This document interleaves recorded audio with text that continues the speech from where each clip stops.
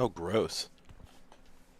There's now a button in YouTube Studio to enable monetization and insert ads in a stream. Great. Why would I want to do that? Why would I want to wreck my own stream like that? That's wild.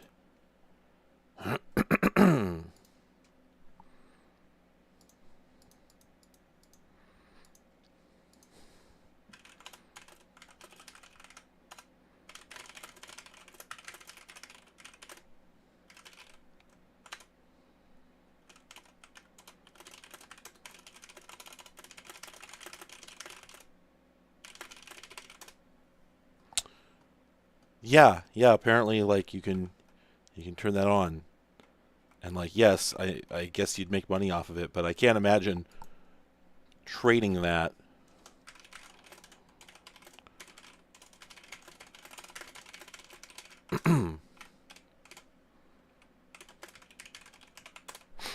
Sorry. I can't imagine trading that in exchange for people not getting to see your entire stream.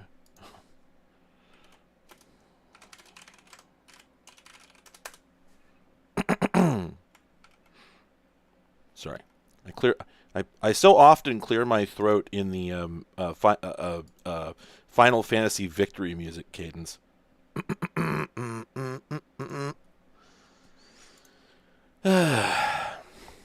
Yeah, I mean that's right? Although there is the whole business where hang on a second. I need to pull my pants up. Give me a sec. There is the whole business where people keep logging into Twitch years after they last used it and finding out that there's money waiting there for them, um, because it's just been like accumulating pennies. I mean, it doesn't make the whole thing any less unpleasant, really. But I regard Twitch the same way I regard all the platforms, which is you're on there if you gotta be, and you take the bad with the good. Uh, I do need to spin a giant sword. This EduQuest shirt does not fit me as well as I wish it did. I need to lose like 80 or 100 pounds in order to fit in to the EduQuest shirt. That's my red dress. Happy Thanksgiving, everyone.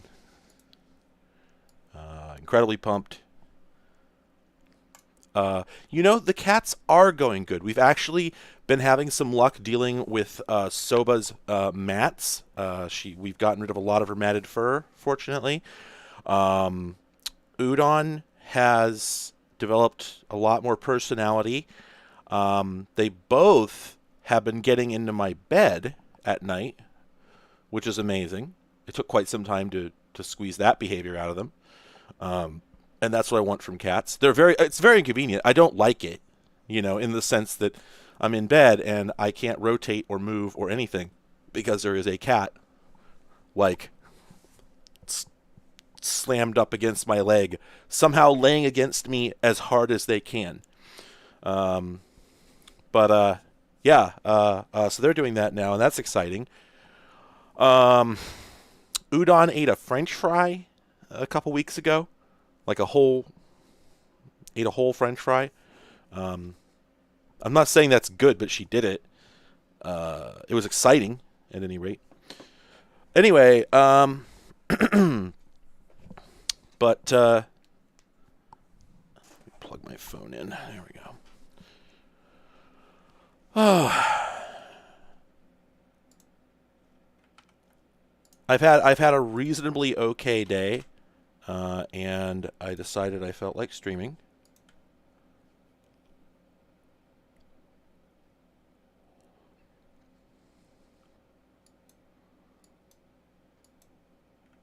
I'm just sort of letting people join.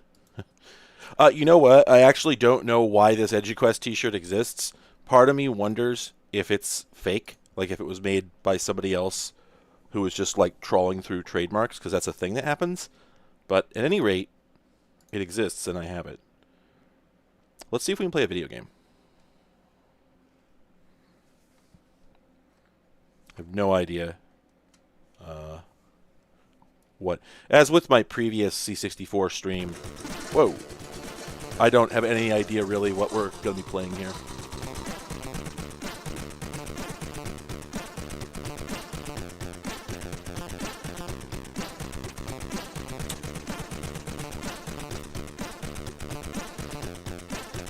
Oh, is that it? Is that all there is to this soundtrack?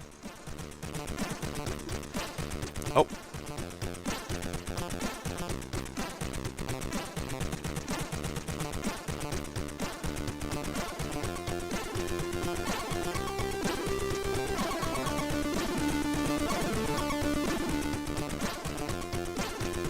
Commodore 64.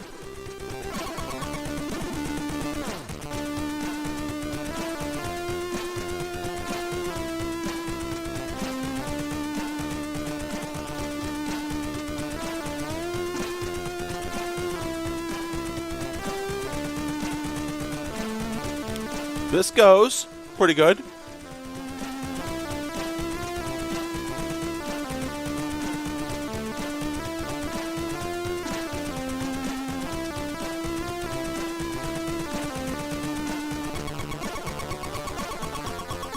Yo, this is pretty good.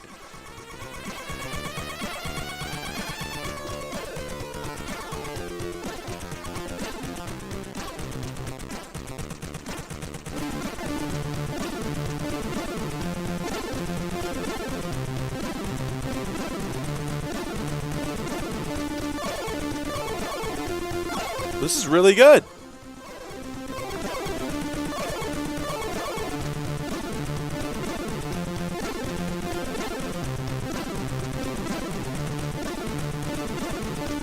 Oh, we're just vibing. I can't skip this. This is way too good. There's another verse.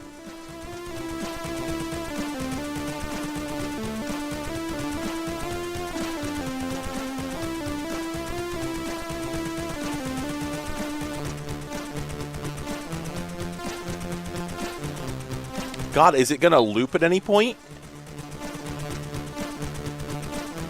This is that good shit.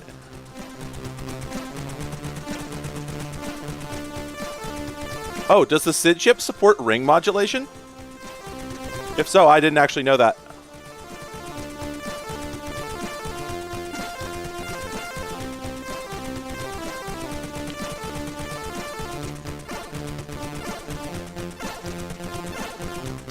It still doesn't seem like it's circled around.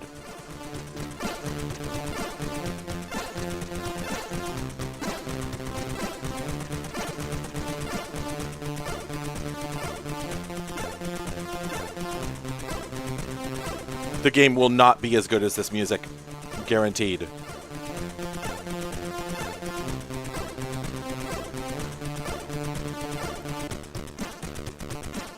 There we go. That was the loop point. God, we can finally continue. Okay, wow, that's cool. I didn't know that about the SID chip. That is a really neat feature. Unlimited vehicles, yes. F1 starts new game. F3 selects players. F5 selects difficulty. Okay, got it. Well, then how do I proceed, though?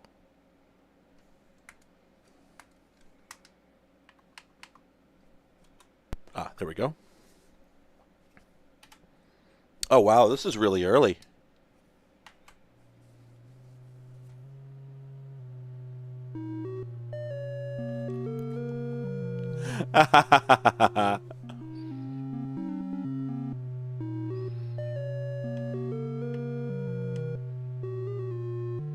What on earth?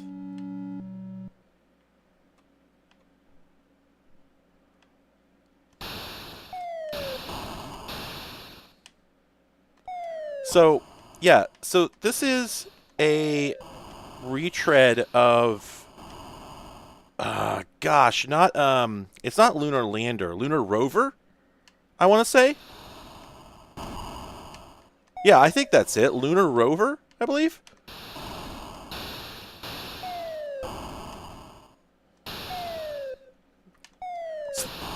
God, I wonder if this is like an Atari 2600 port. It is the controls are extremely rough. It's like not... Oh, I see what's going on. I actually can't, I can't move any further forward than the midpoint of the screen. That's what I was having trouble with. Oh, okay. And I thought that the directional. Oh, what? Come on. Moon Patrol. Was that it?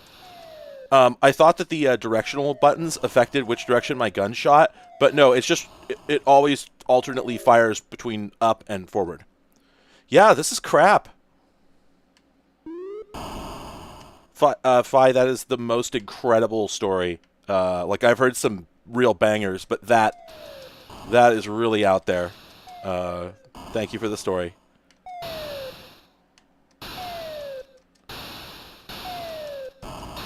Yeah, so apparently you can't kill whatever those satellites or whatever they are.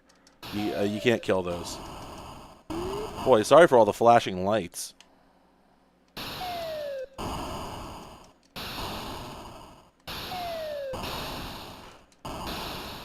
So I would say that I think we're looking at the whole game, but I actually don't think we are. I think it changes a little bit. There we go. Particularly when you get into the water, but it's pretty much the same game. Yeah. So that's it. I'm gonna mark that interesting solely because of the music. That's it. It's the only thing about it that is worthwhile.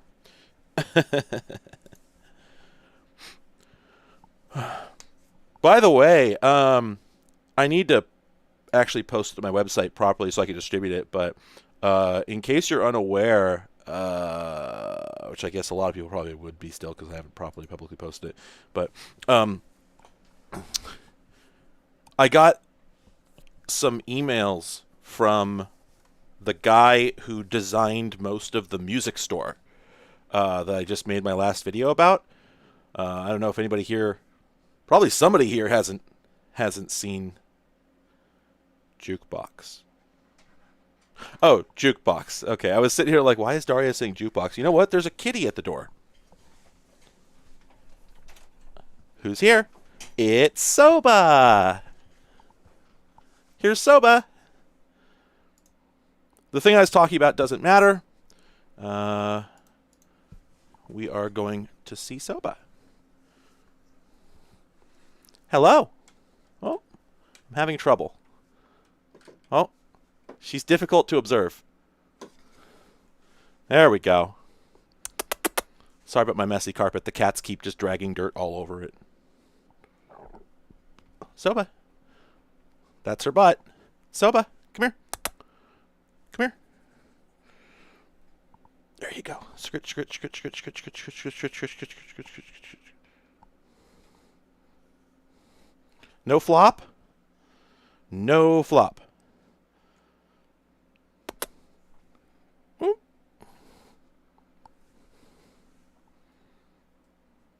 Oh, big stretch. She is pretty, but she's also kind of raggedy right now. She needs a bath. Whoop. Nope.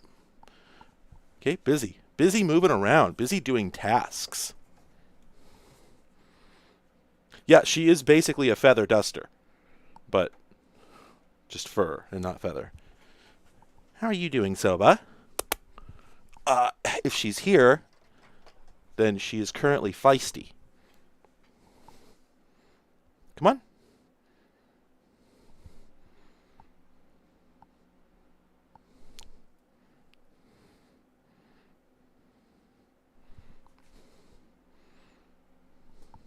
Come on. Get it.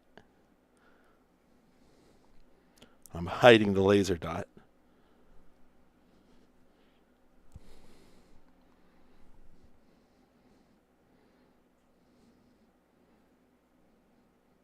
You know it's back there, Soba.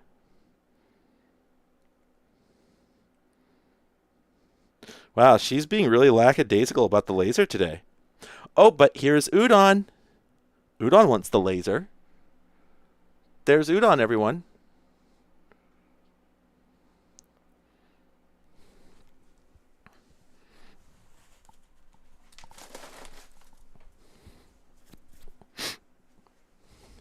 Come on, both of you. Somebody get the laser. Come on. Your audience is waiting. Wow, they're just terrible cats today. They're just no good. Come on. That way.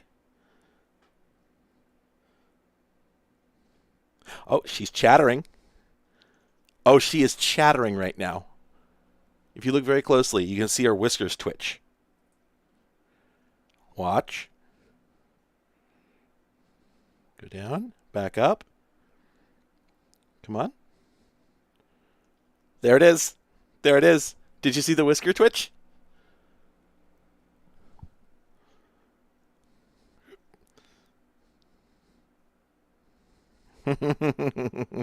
They are both so fluffy and so round, but Udon is rounder. Let's see Udon. Come here. Udon. No, that's Soba. Udon, you come here. Come here. Udon, come here. I need you. Here, I will use the laser. Come on. Udon won't even put a paw on it. Soba will paw at it, but Udon mostly just will not even go for it. She'll look at it. She'll get mad at it. Oh. Ah. There you go. Now this right here, this is a kitty. Look at how big she is. She's almost as big as mine is. As mine, wow. She's almost as big as I am. There we go. Big. Big. Big. Big. How you doing, Udon? How you doing? Are you two cats? Are you definitely two separate cats?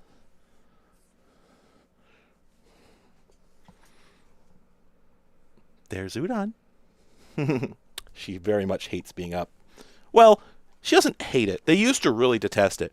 But she's at least 12 pounds, possibly more like, I don't know, more. Anyway, let me try and get back on track here.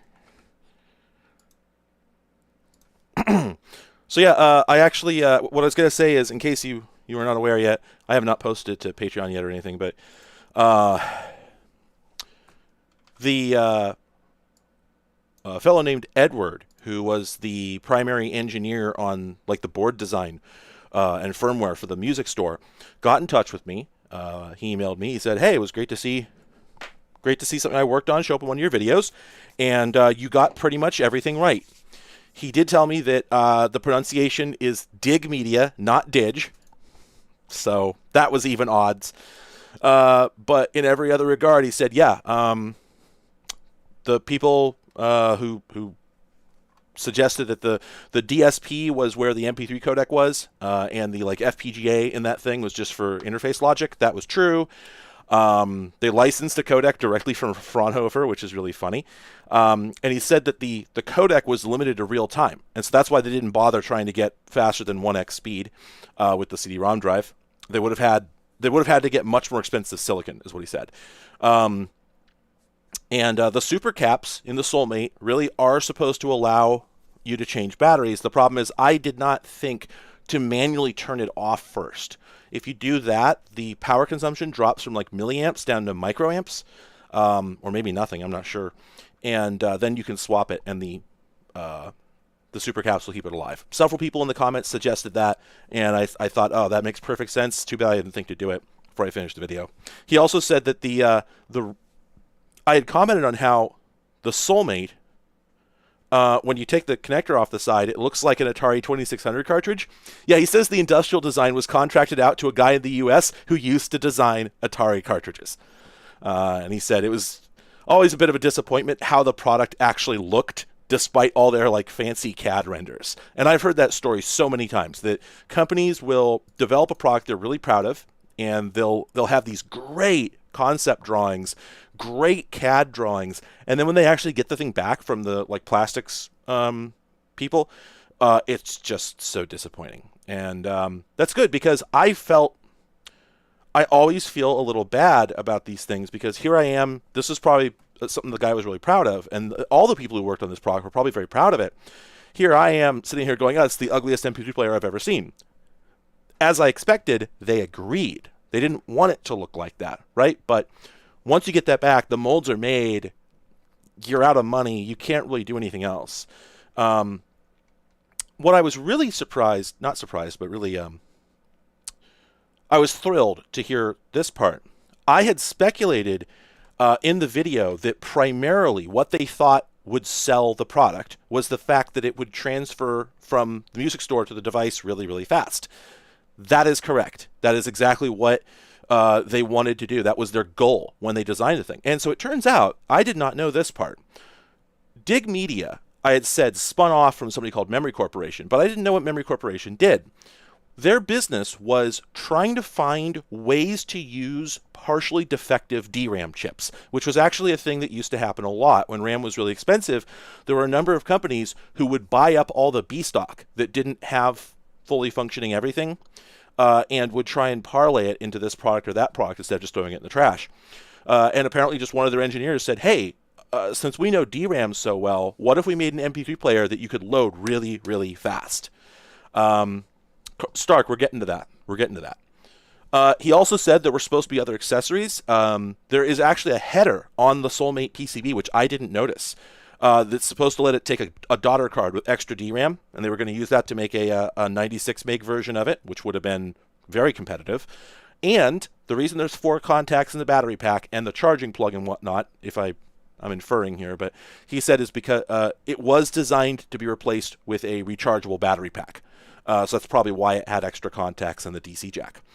And yeah, the IR remote control, they didn't get it to the finish line. Didn't get done. Anyway, he still has the dev board. I'll post these pictures publicly later. He still has the dev board for the thing in a drawer. He pulled it out and sent me a picture. Let me see if I can. Let me see if I can show you this. I'd like to show you this.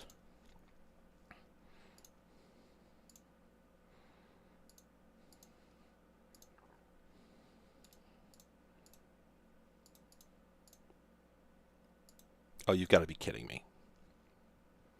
Wow. Wow, this is amazing. Well, I would love to show you this picture, but I cannot capture from the Windows picture viewer because it just sucks, it turns out. Fine. We'll capture from MS Paint. Why not?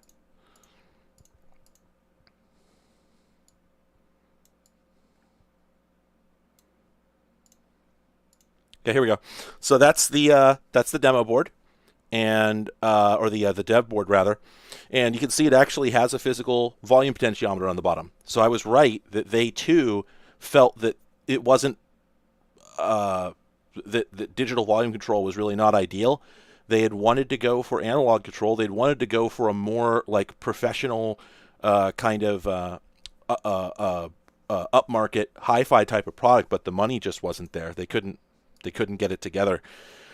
So you can see on the right that's got a JTAG dongle hanging off of it. And he said that the processor on there, so I had not known this at the time when I made the video. Somebody pointed out that the SEC on the processor, it is an ARM processor, so that where it says ARM on there is genuinely ARM. But SEC is for Samsung Electronics Corporation, I believe is what they said. And he said it was a really early Samsung ARM chip that had some hardware bugs that they had to work around. So that was fun. And he also said that, for a small company, this whole endeavor cost a huge amount, and we struggled to compete once big players like Apple started to take notice of the MP3 market. And so, conventional flash memory players came out, and then the micro hard drives and whatnot came out and just put them under a in a grave. It's the same old story. Anyway, so he stopped there and he said, thanks for taking the time to highlight some of the novel ideas the music store implemented, even if the product as a whole didn't manage to deliver. And he said from the get-go, I wanted to write and thank you for the respectful treatment you gave a pretty flawed product. You pretty much nailed everything in your review, right? So this is what I expected. Behind every one of these products, no matter how old and weird and quote-unquote bad, there's somebody who was proud of that product. You can't work on something like this and not give a shit about it, and you can't not put something of yourself into it. And I assume that a lot of these people, they're technical people. They're probably going to be interested in technical stuff. They're going to come across my videos. I don't want them to hear me just completely talking shit on their product, unless there are aspects of it that I am certain nobody wanted to be that way. And it seems to be, I seem to keep getting it right. I can't talk about the other situations like this. There's been a few other things like this that I got emails about, but I've not been given permission to share any of it. So I can't even tell you what things those were out of just respect. But on this one, I was given permission to share it, and so I'm glad that I finally get to go like, hey everyone, here's what I'm talking about. I keep getting these emails. This is like my fourth or something like that, from somebody saying like, yeah, that's all correct, and we were as frustrated as you are. Anyway, so I emailed him back, and I asked him some more questions. I said, if you don't mind my asking, pardon me. Oh, that's the problem. There we go. If you don't mind my asking, what was the encryption? If that's something you're comfortable talking about, etc. And I had a couple other questions, and he got back to me, and he had answers for those as well. So let me read through this. Here we go. I asked him, like, is the encryption like nonsense? Is it just like security through obscurity, or was it something serious? He said, we took the encryption pretty seriously. The Actel FPGA let us implement a real cipher. I can't remember exactly what we picked, but the only real weakness were the keys that were contained in an obfuscated form in the main firmware. Whoops. The host processor didn't have any sort of secure boot, and the firmware image on the flash wasn't scrambled, so what can you do? The little PIC on the Soulmate couldn't do anything cryptographically. So I think what he's saying is that once you pushed it to the music store, or to the Soulmate, it was actually decrypted on the way. And so it was raw MP3s that arrived there. But I think even there we did some basic obfuscation, XORing, shifting the bits around. At the time, we thought the RIAA had the muscle to shut down all these new startups that were letting people rip music with no restrictions, and that our content protection would give us an advantage in the market, even if it was a bit inconvenient. Of course, the reality was that once people were used to ripping their own music, there was no going back.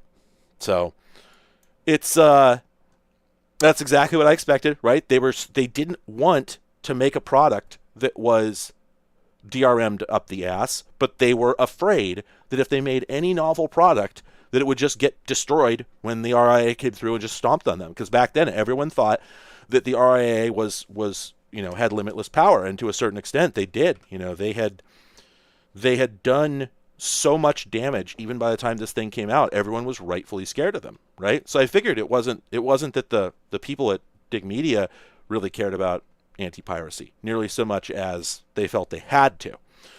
Anyway, I asked him what happened with the internet audio port. Did that ever go anywhere? He said that never made it past the concept phase. We realized early on that more important than MP3 players was the content to play on them. So we were going to turn up a digital music label, and the intent was that it would just let you download music from our website directly. But he says it never really got anywhere. But he says it's possible the product made more progress that he wasn't aware of after he stopped being involved with it, but it never made it to market at any rate. However, the hardware team that he was on did prototype a similar type of device called the Flash Mailer, which was, oh man, okay, it's a device that takes a flash card and it has a built-in modem. It's just like a little dinky thing. I have a picture here. I'll show you in a moment.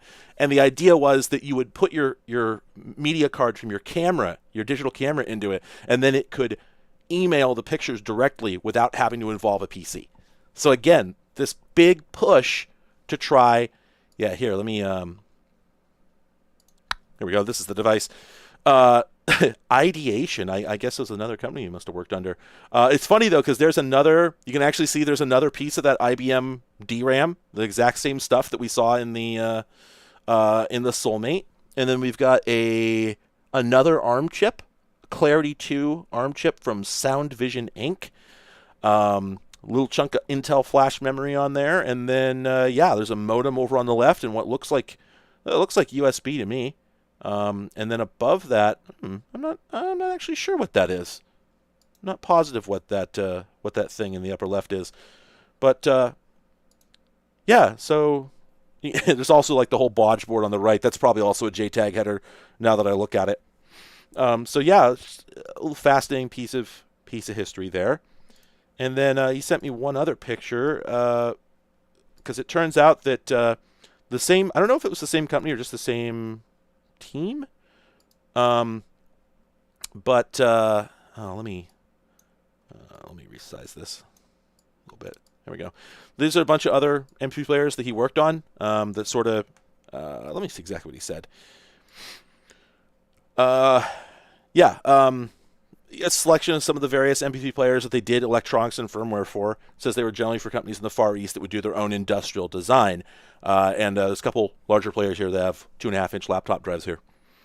And then he said, like, yeah, I'd be happy if you want to share any of this information. It's great to see some of this stuff getting documented. So I'm very, very proud to have gotten to share some of this guy's work with the world, right? Because really anybody, if we consider electronics to be an important part of our culture and a societal achievement, then really anyone who's worked on, I don't recognize any of these, unfortunately, except the Rave MP. I'm vaguely aware of that. Anybody who's worked on this stuff, holds some of the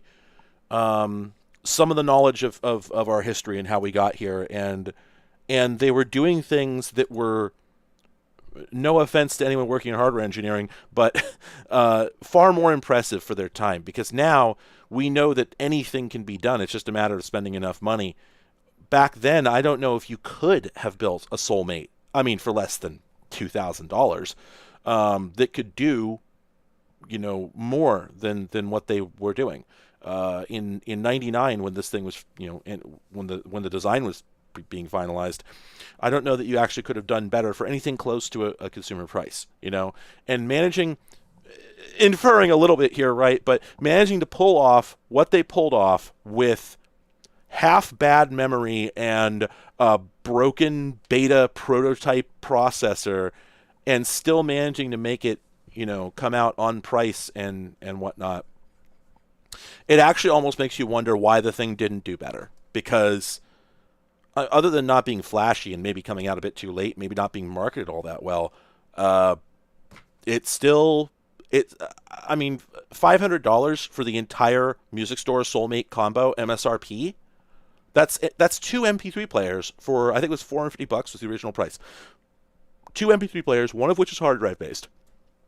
In mid 2000, you couldn't get a portable hard drive player, generally speaking.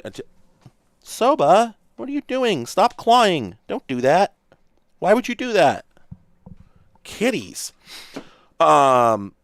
You couldn't get a portable hard drive based jukebox player until the Creative Nomad jukebox that came out in September 2000, and that cost $500 for something the size of a Discman, right?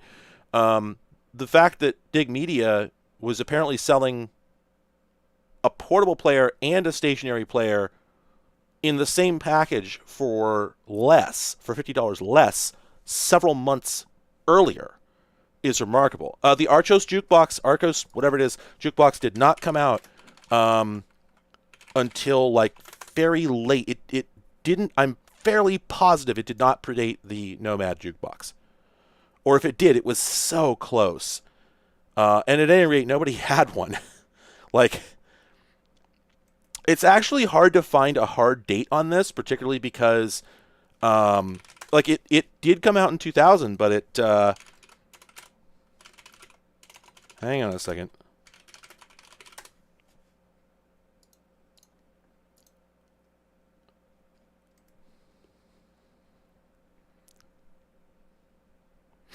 Like, it came out, but it was so close to the other ones. Like, it didn't predate the iPod or anything by that much. And as far as I can tell, I don't think it came out before the Nomad jukebox, or if it did, it was very close.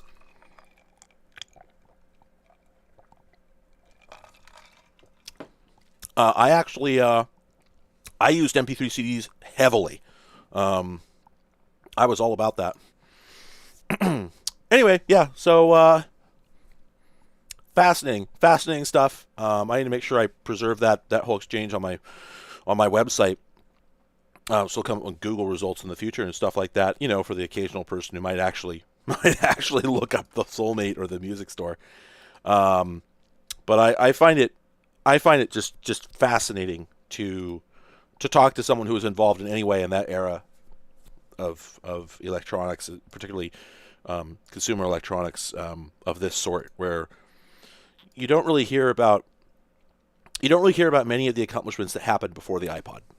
You hear about the PMP 300, you hear about MP3 players in general, but you don't really hear much of the inside scoop on the individual devices. So,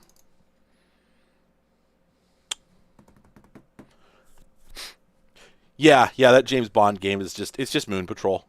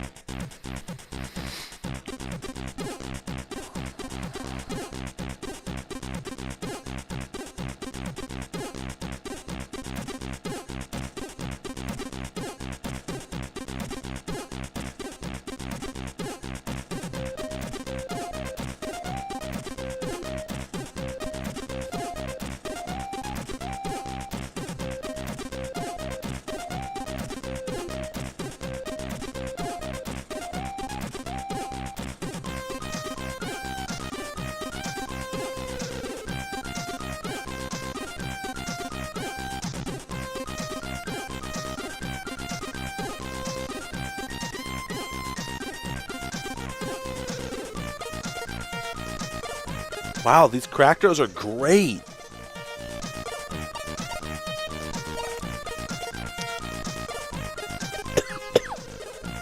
Oh, pardon me.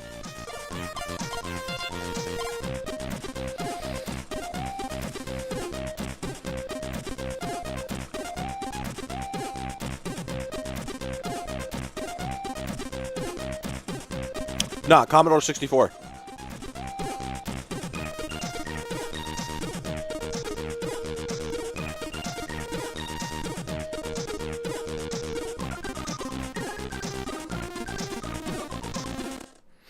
Oh man, so good. Hang on, I thought there was a way for me to make this play when the window isn't open. No, I can't. Ah!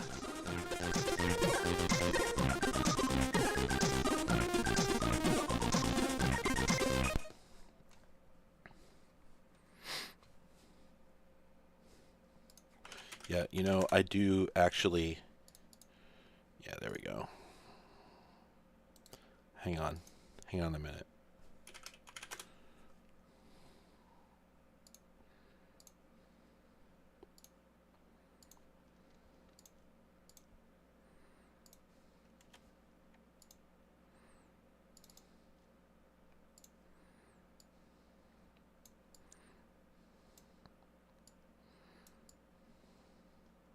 Where can I put this? Where can I put him? I'll just put him there.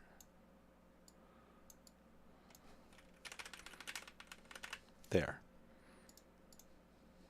Now I have that available in case I need it. All right. All right.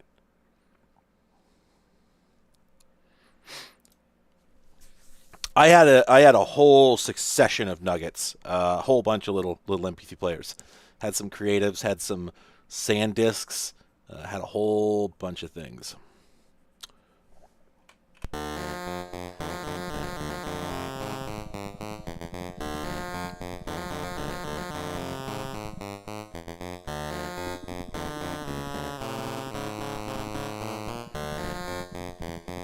Oh, there he is. It's the boy.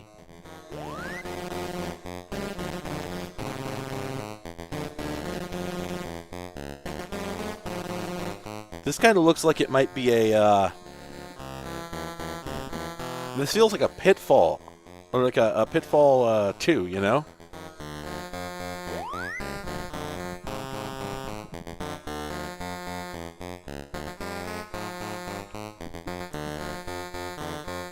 Wow, this looks deep.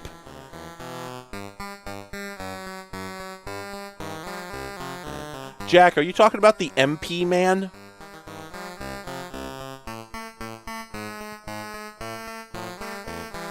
Wow, this animation.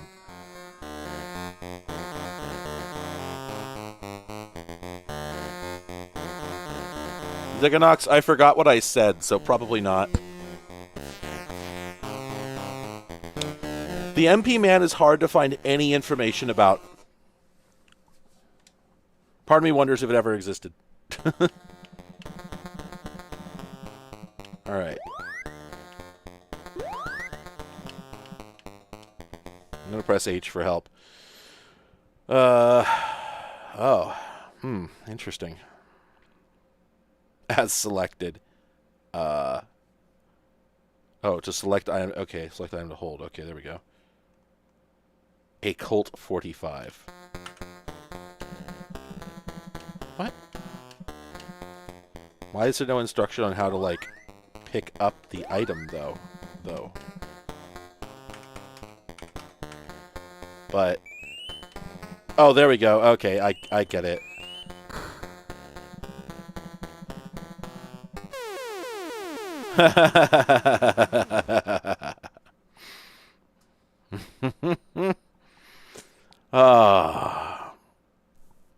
Oh, okay.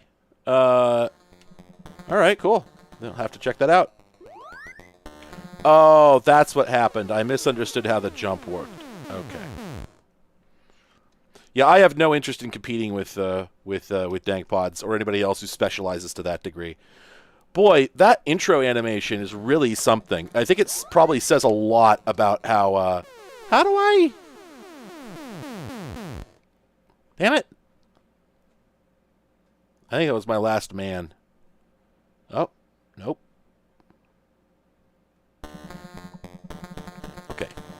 Oh, there we go. Okay. 2, up. What the hell was that beep? Egg. That like threw me backwards. I don't know why.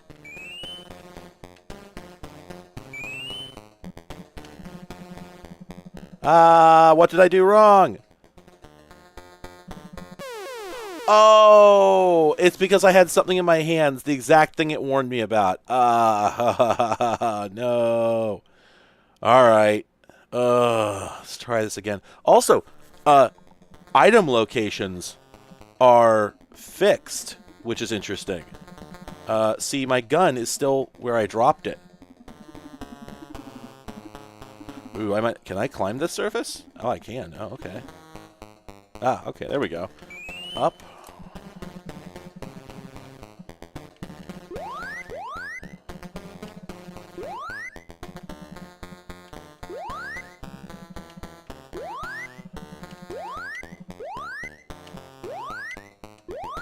Oh, I see. A short press makes you jump up, and a long press makes you jump forward.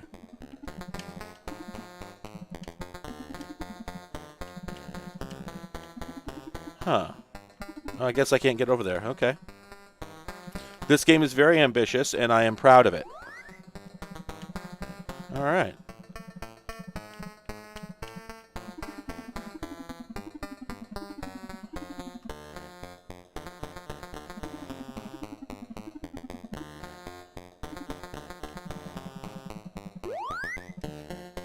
That looks like a trap. Let's find out. Oh.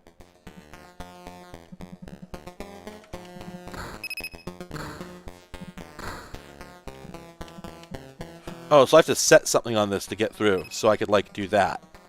Except I need that. Alright, well, let's see. If I'd kept that egg, I'd be good. Oops. Yeah, I figure probably, it only counts 10 treasures. Oh my god. Wait, so it's also just, like, unbeatably broken? But I don't wish to stop.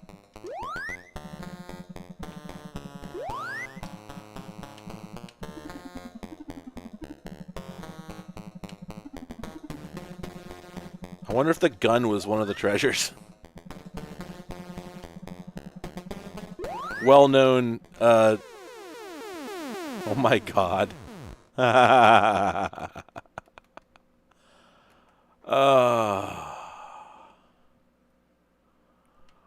Oh yeah, the jump animation is priceless.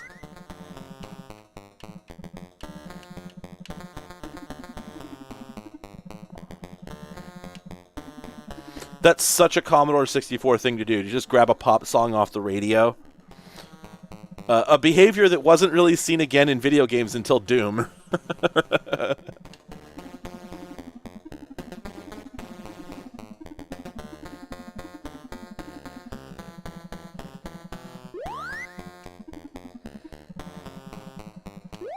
Oh, that's right.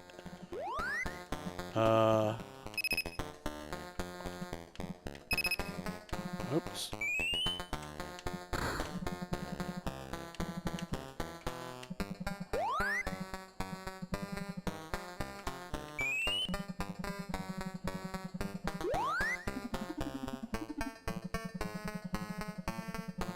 Egg.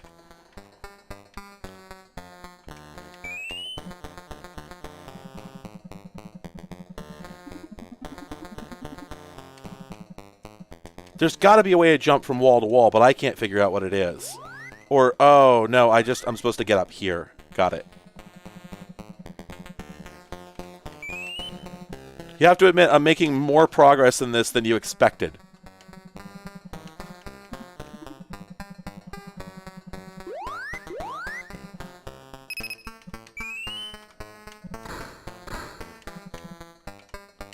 Oh, I guess does this door require a key? I guess it does.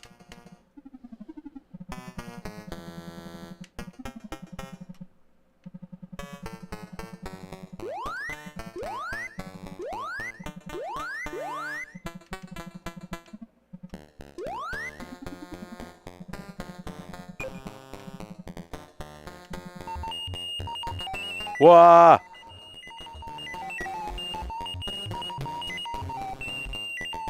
Oh, don't tell me you're sending me back to the beginning. No? Awesome. This is dope. I wonder how hard it is if you do have a map.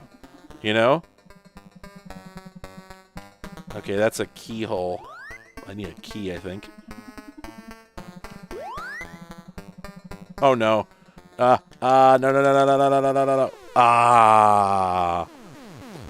Alright, this is really good. I'm not playing more of it, but it is really good.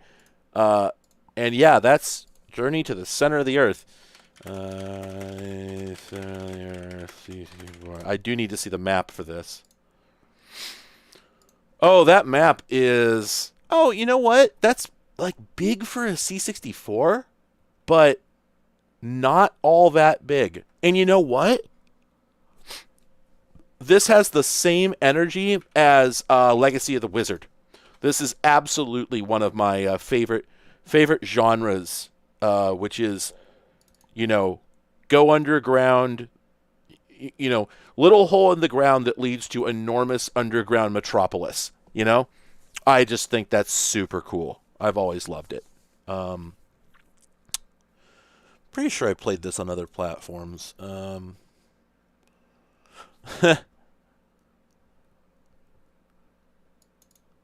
Yeah, okay. Jungle drums. Really?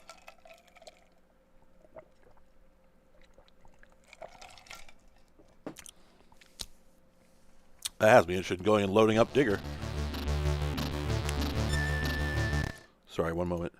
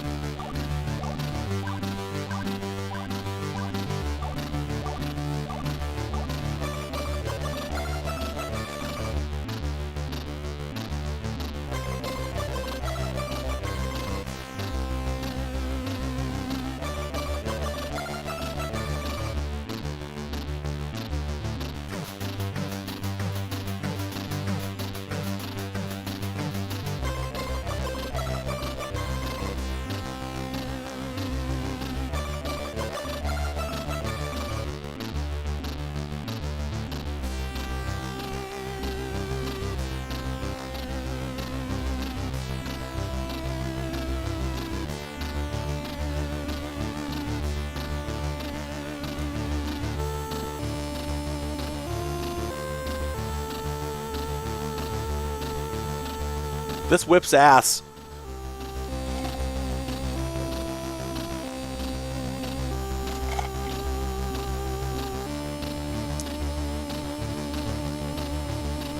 Yeah, the whole point of this collection is it's a whole bunch of re-releases, and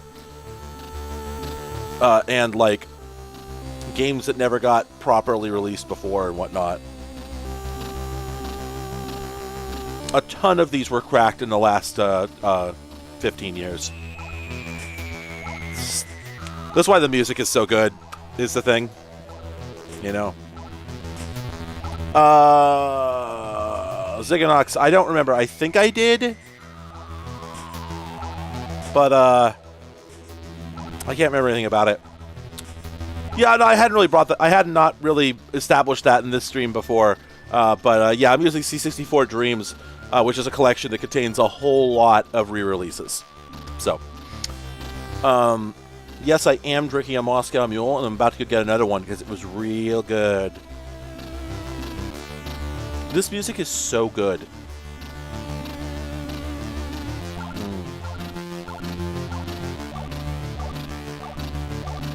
Oh.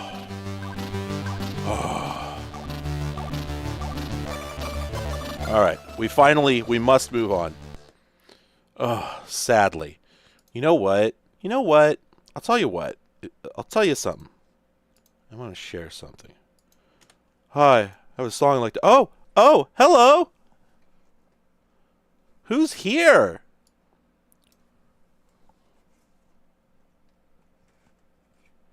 Guess who's here?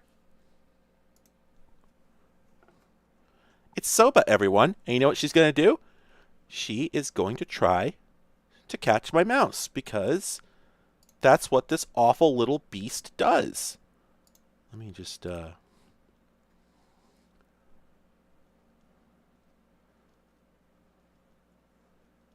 Oh, are you too distracted to do it right now? Oh, no, she sees it. Yeah.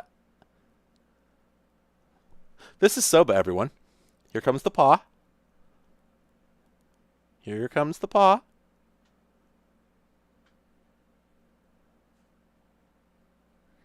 This is a BenQ curved VA panel. It's not really anything of note. That is Captain Jonathan Archer. Her paws are extremely fluffy. No, you're not going to do it? You're not going to perform because you're being viewed? Well, what about a pet? What if I pet you? Does that work? Do you like that?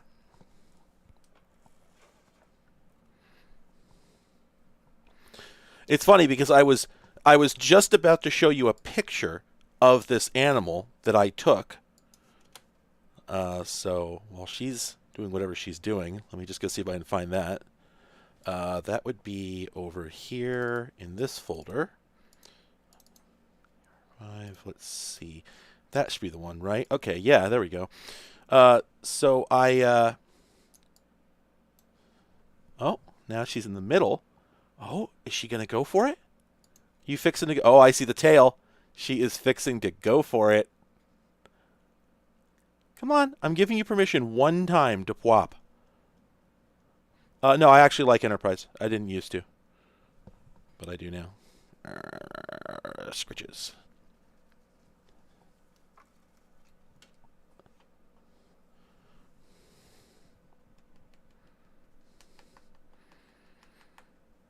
Where are you headed, Soba? She's going somewhere. Where's she going? All we can see right now is a tail. This is just what she's like. She's just always around, being strange. Oh, don't sit on my mouse. If you saw the webcam wobble a moment ago, it's because you were getting snuffled.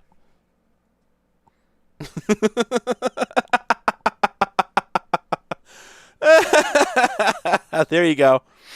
There you go. Now you've been snuffled. Soba, why is your tail wet? It's not piss. Nope, not piss. So, how did you get... Did you sit in the tub again? Ah... She's a strange beast. Anyway, but yeah, I took a picture of her the other day. Here's the picture. There we go. Uh, I will show you the camera that I took this picture with in a moment. But it's the most perfect cat picture. It doesn't get better than this. This is the ideal cat picture. It's her in as few pixels as possible. We think she's a Maine cat. Not 100% sure. She's certainly not a purebred. Anyway, I'm going to go ahead and just do a bit of a spoiler because y'all are here. So I took that cat picture with this camera here, a Toshiba PDR5. It is, what is this? It's of no particular note. Like it takes, I think 640 by 480. So like 0.3 megapixel, something like that. Pictures. Fixed focus lens, no zoom. Really not much to write home about, except it came out in an era when card readers weren't terribly popular yet. And so, although you can take the Smart Media card out, the alternative is to simply unfold the back of the camera and it turns into a PCMCIA card. And you shove that into the side of your laptop and it's its own memory card reader. And you may recall that I had a video about something like this, the Nikon Coolpix 100. But in that case, the memory was built in. It was like raw chips directly on the board. This one is actually a reader. I can take the card out. It's Smart Media 3.3 volt. So it actually does double duty. Another interesting thing, couple interesting things about this, obviously because there's a screen on the back, it needs to have room to see the screen. Because if the screen can't move with the card, it'd be too many conductors. So instead, they put a hole in the card, and all the conductors must be run down the side. So I'm probably going to... I don't know if I can, in good conscience, open this up, because opening PC cards is fairly destructive. It's not a good scene. It's not great. But it also has controls on the PCMCIA card, right? So you shove this into your computer, and you're shoving in a viewfinder hole, an LCD hole, a status light, a menu button, and a D-pad are all sitting there inside your laptop. Very strange. Sadly, the hinge is broken down here. I'd love to get another one of these that's not broken, because I actually would very much like to have one of these as a collector's item. A couple other fun things about this. One, you may notice, it's hard to see, but you see these dots up here? There's several stickers stuck on here. And along with the Smart Media label here and here. And those look like a kid got at it or something. But what's really going on is Smart Media has a write protect feature. And to make it write protected, you put a metallic foil sticker on that depression right there. And it anything that honors that will detect conductivity on that spot, and it won't write to the card. And so they've just buffered them on the camera itself so that when they want to write protect a card, they can pull the stickers off and just plop them on there. Either that or their kid did it, that's also possible, but certainly you could have done this. And then the stickers would be writing on the label once it's on the card sucks because the card is so thin. These Smart Media cards are like... There is only one object in the world that I can really compare a Smart Media card to. I was raised Catholic. It's a Jesus wafer. That's what it is. It's exactly like putting a Jesus wafer into your camera. So handling it is not very convenient. And writing on the label on the card sucks. So in my mind, these could be, their 6-year-old got at it, or these are so you can write, vacation number 3 and then peel it and stick it on the card. So pretty cool. And the funny thing is that none of that has anything to do with the pictures it takes, which have that ghostly ethereal quality just because that's the sensor they picked and the processor they picked and so on. There's no other particular reason it would be like that. And you know what? Since you're all here, this is something that I don't feel bad. I'm going to do a Patreon video about this, and I don't feel bad about it too much because it's not that obscure a product, and also I'm not going to be unboxing it here. This is actually new in box. This is new old stock, an HP CapShare 920, which is kind of the end game of those portable copiers where you roll it over something and it makes a physical printout. This is the same concept, except instead it's a scanner, right? Which of course we have now, but this was the first one.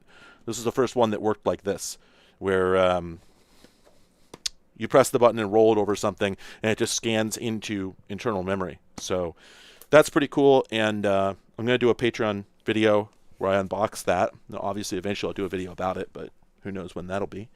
And then another device. This is fun.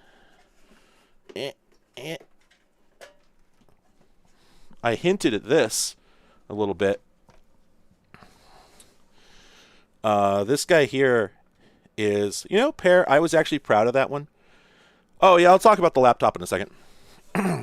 This guy here is the Dell digital audio receiver, which is a rebrand of the Rio receiver, which is like genetically related to a wacky thing called the MPEG car that I'm also receiving soon, hopefully. And this is an in-house MP3 streamer. So you plug this into your stereo and you plug in Ethernet, and it connects to your PC, and it streams MP3s directly from your hard drive and plays them. It's got its own built-in speaker, amplifier, so you can actually put this in your garage workshop and hook up speakers directly to it. Or you can plug it into your stereo with line out, or you can use headphones here on the front, and it's got an actual media library interface, so you can step through what you've got, pick an album or an artist or a track or a playlist. It actually supports M3U playlists right there on the spot, and it's got tone controls in the menu, and you've got a remote, right, for controlling it. And there's three things about it that are interesting. One is when it came out. It's from 2000, so quite early. It wasn't the only thing of its type. I think the Rio receiver was not unique even when it came out. It might have been. I'm not sure. The Dell certainly wasn't, because it's just a Rio receiver. But yeah, Jack, the MPEG car is Linux-based, and I can't wait to pardon me, I can't wait to get that thing. But this one isn't. This is just it's like a strong arm. I think it's a strong arm processor or something. Maybe not a strong arm. Anyway, it's a little integrated like ARM processor and like a hardware MP3 codec. I think it's very, very, very basic. It only has the smarts to get on the network and talk to your PC. It doesn't even have firmware actually, other than a bootstrap. So what happens is you plug it into the network, it connects to your PC, and it downloads the firmware. And yeah, so about the protocol, it's unique. It's proprietary. It's not SMB or anything like that. It's a Rio proprietary thing, but also not, because it actually uses a bundle of like standard protocols. So a thing called SSDP, I think, that it uses for finding the server on your network.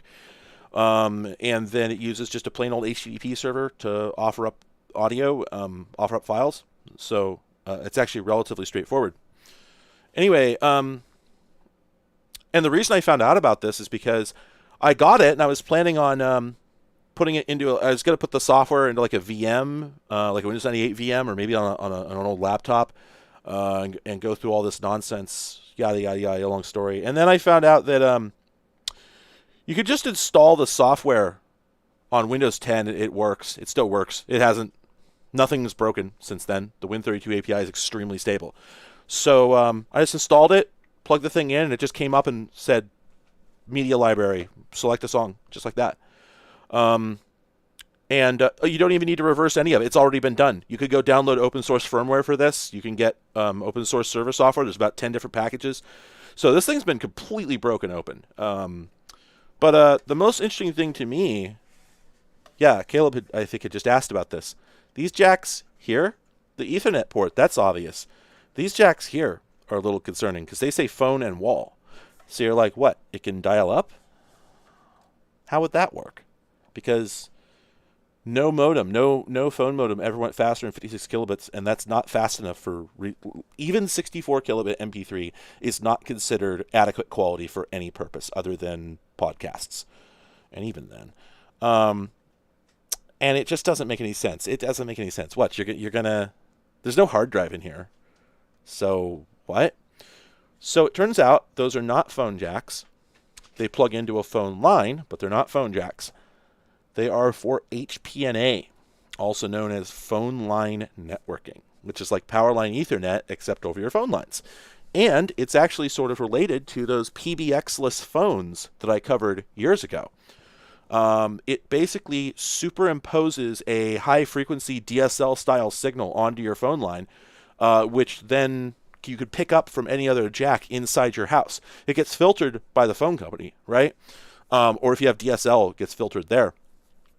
But it basically, it sets up a little like DSL network between your jacks in your house. So if there's a phone jack in your living room, then you can just park this in your stereo system and then run a cable around because it's a lot easier to hide a phone cord than an Ethernet cord. You just tuck it into the carpet around the baseboards, run it around behind the thing and plug it in. And then as long as there's a phone jack over by your PC, wham, bam, there you go. And I don't know what the speeds are like, but as long as it's over a megabit, you're good to go. Well, I mean, hell, you only need 160 to 320 kilobits to stream CD quality MP3. It'll buffer faster. It'll pull a couple megabits if it can, but it really, it doesn't need to be. Pardon me. It doesn't need to be any faster than that. So no matter how slow HPNA is, it would still work, and that makes it a pretty clever device. I think this is extremely clever. Oh my god! Oh my god! You don't know what I just discovered. I just looked over, and this is the situation. Hello, Udon. Udon is fully inside this bag. Completely. She has been trying to get into this bag for 2 days, and she finally pulled it off. Udon, you know what's going to happen now?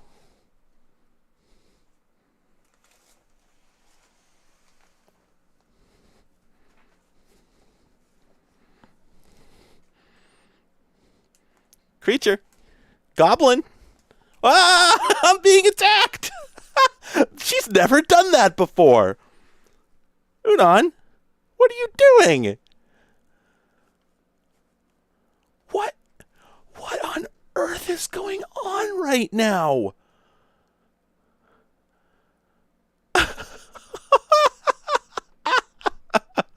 Udon, I have laptop parts in there.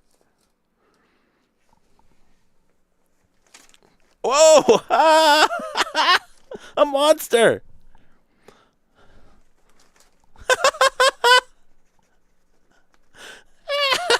Ow! Holy crap! Oh, she got me good. Wow, she got me good. I'm bleeding. Oh, I love cats. Oh, these cats are not anti-static. Yeah, I'm bleeding a little bit. Let me put some alcohol on that. One moment. Ooh! Yow! Zing! Whew. Ah! Oh my god. She's just staring up at me. Oh man. What a special animal. Udon, you can't be down there. You're going to cause problems and trouble. Okay, well that stings pretty bad. Yeah, I'm going to restart this game so we can get that music for a couple minutes while I go get myself some another drink and get over the pain, because yowza, that hurt. Oh.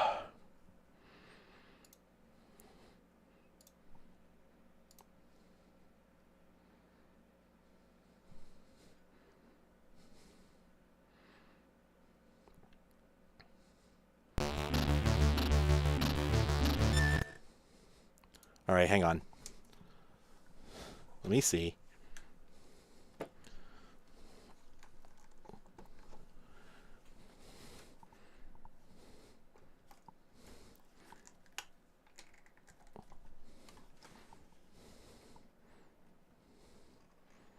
They're probably going to follow me.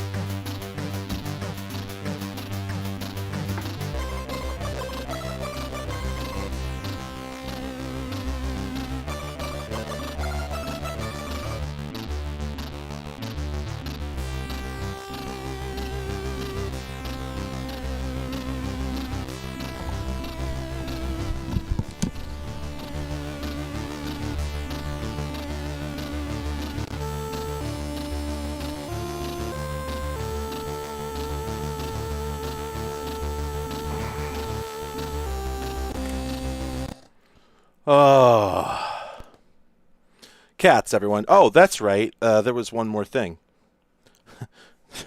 Columbo voice. One more thing. Yeah.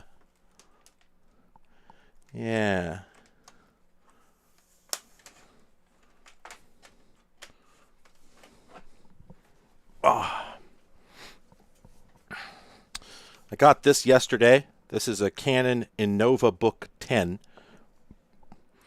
I didn't really think Canon made laptops. I don't know if they did. This might be a rebranded Taiwan ODM design. But, ooh, hiccups. Pardon me. Oh, geez Louise. Couple neat things. So, yeah, very bezel. I mean, even the, like, Contura Aero was bezel as hell. I mean, it's not like, because the aspect ratio of the machine, it's not like it can be wide, you know. But the machine has to be because keyboards are wide, so what can you do? Anyway, not really the greatest keyboard, to be honest. Wish it was. But I wanted it because of the mouse. It's got the trackball down here and the buttons there on the side.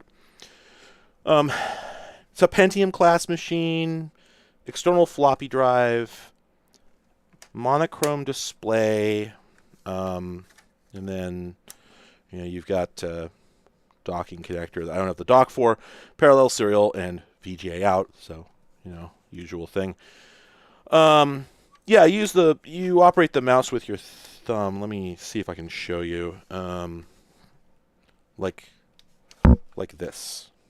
So you do like that. And your two buttons are right there. So anyway, it seemed cool enough, and it does have that kind of stink of being a rebranded generic design. So it's probably sold under several other names. The bigger problem, though, is that the battery leaked, and it ate the board for the trackball. So it's gone, and I probably cannot ever fix it. So kind of took a lot of the fun out of it for me, to be frank. Kind of a sad story there. I don't think I'm ever going to be able to fix it. But I'll hold out hope for finding a parts machine, I guess. Or maybe just sell this on eBay as mostly working. So anyway, one thing I do like about it is the hard drive is a quick release design, which you don't always see in this era. There you go. There's the hard drive. Later machines often had that, but a lot of the early ones didn't.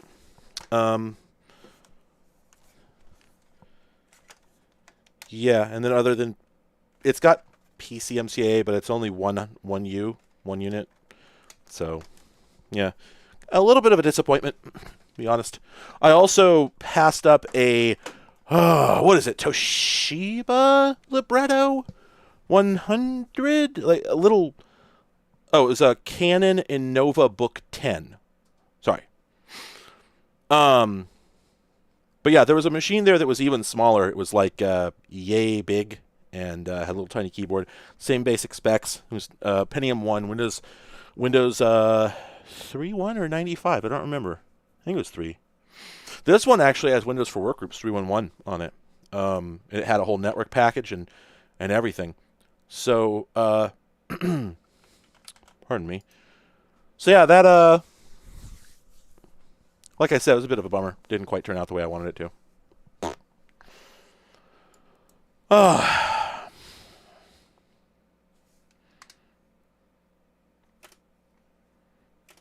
right. I'm gonna try and play some CCT4 games.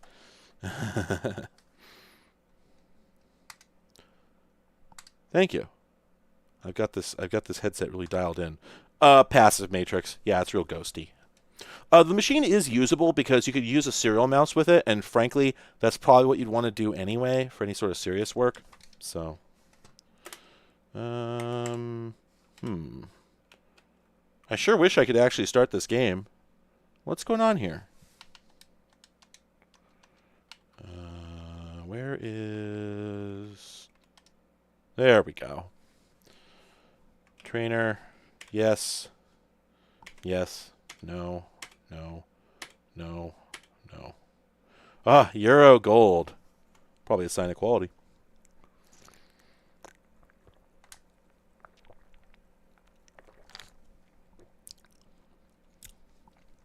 Yeah. Oh, okay. An epic production. They probably do not mean mega games. Bunty Forbes Davenport. Connect the 4 parts to the key.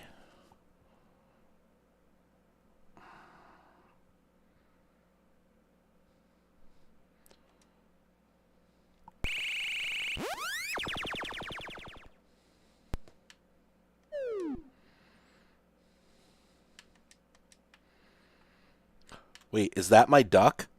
Oh, that duck sucks. Wow, he's just using the Monty on the run.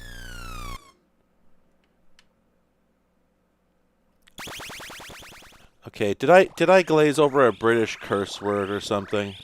Probably. I don't care.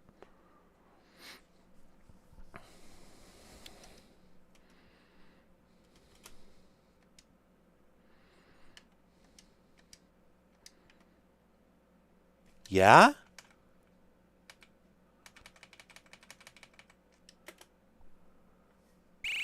Oh, my God. Okay, can someone...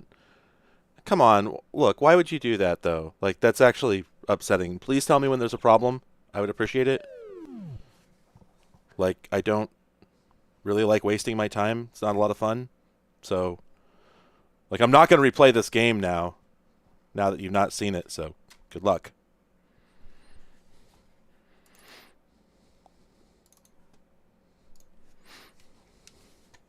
I actually, no, that's mostly because I don't know how to replay it. This game is not very well programmed, and I cannot figure out how to do anything, so...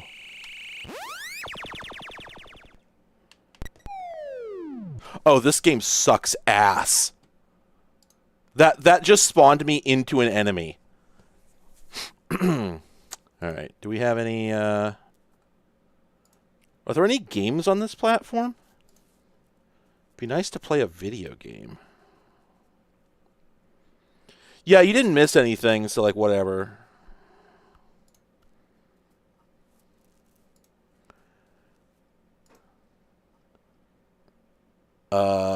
Okay. Whack.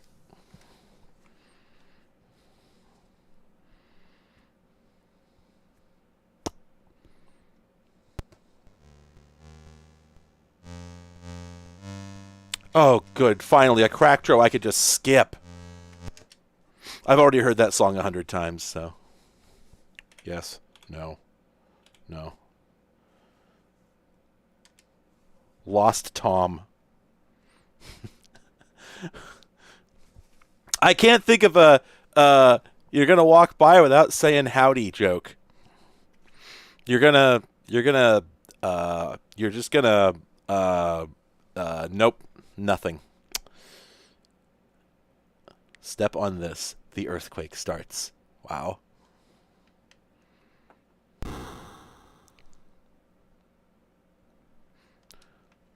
There are many like it, but this one is mine. Yeah. Oh, that's cute. The vertical text. It's very hard to read, though.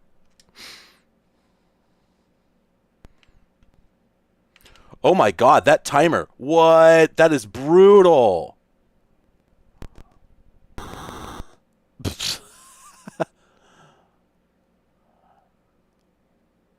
Plan your route by this map.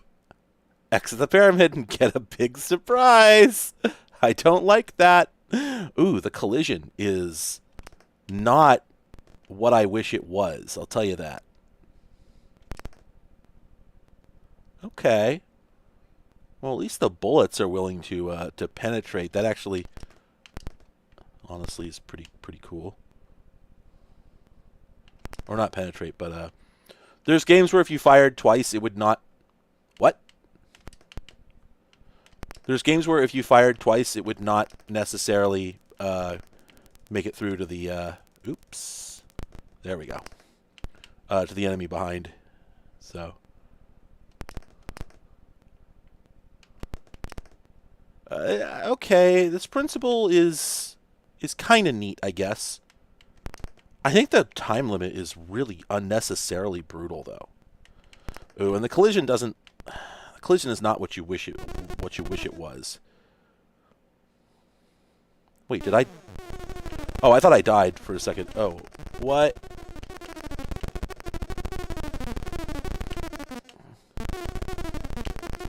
I'm not sure what I'm doing to make that happen. I think if I just stand in place and don't press a direction and then fire, it like sets off a little area kill. And yeah, it's not a platformer. Yeah, this is a top-down game. We're playing Zelda right now. Wait, this is basically the same level.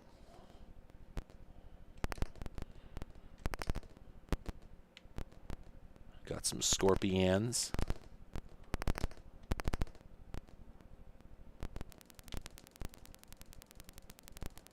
Trap sprung. Oh no.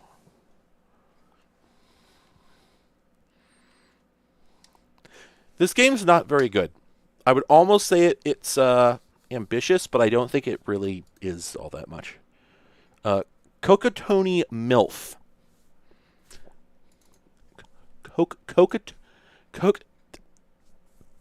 No, I had it the first time. Mancopter. Oof. That doesn't look very good. Well, I mean, none of them look very good. Mind control. Single screen game split into... This has got to be like one of those room games. It's got to be.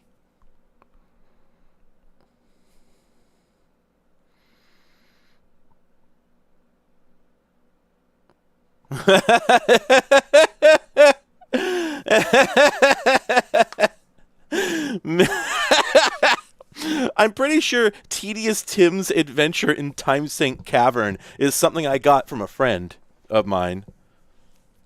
I think that originated with me, unless he got it somewhere else. But God. I have always thought about making a video game, and I think the best thing I could do would be to finally make Tedious Tim's Adventures in Time Sink Cavern. I think I have to. Oh my God, this is really something.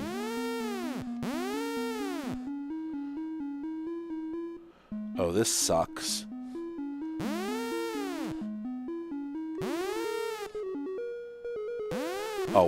Oh, come on.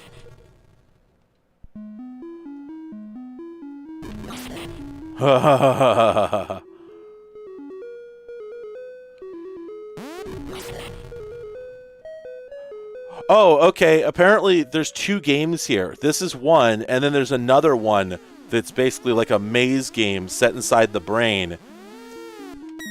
And there was either a pirate release or an official release, I'm not sure which, that only had the brain part, which tells you how much people liked the platform part.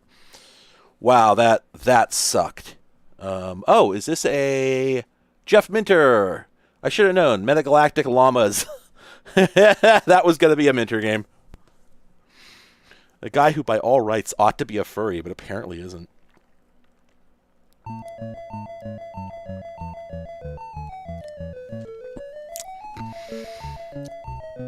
The most Jeff Minter line. Game designed by Jeff Minter whilst on a bus in Portugal. Incredible.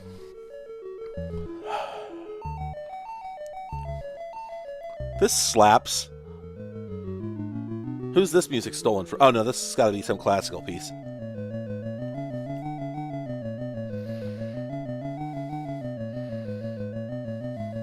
Yeah, it's not classical. I think Baroque is what I was thinking of. Specifically. Oh, whoops. I accidentally told it to start me on level 2, so now I have to cycle all the way around. Hopefully. Oh my God, how many levels are there? Okay, there we go.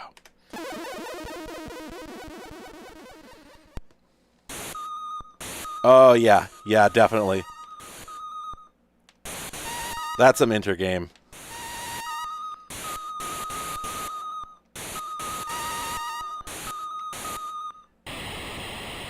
was I supposed to do about him?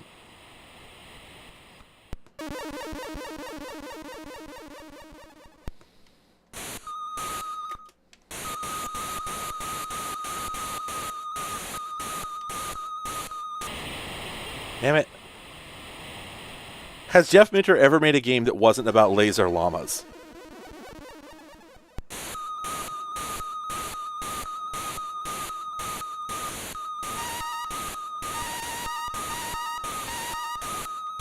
Oh, I was supposed to bounce a bullet over and hit the frog. Oh, duh.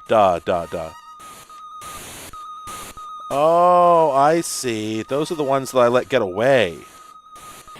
I understand now. Okay, admittedly, Tempest 2000 is not llama-based, but I'm sure there's llamas in it somewhere. There have to be.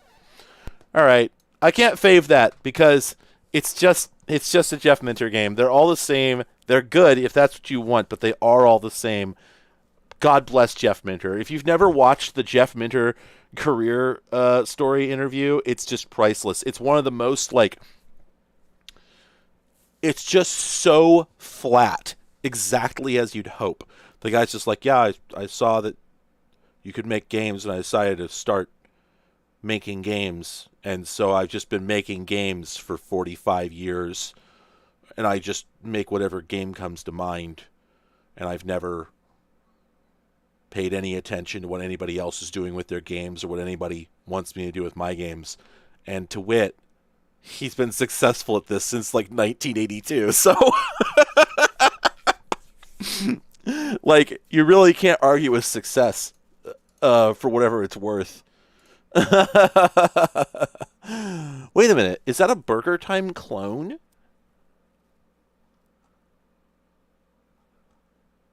Mr. Wimpy, the hamburger game. It's a Burger Time clone. But it's like pixel perfect.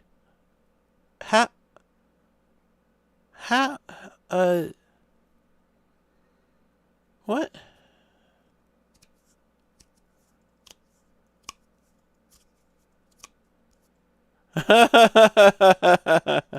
Okay. Oh, I'm not going to play that. I'm not a huge fan of Burger Time, to be honest. It's okay. Nutcracker.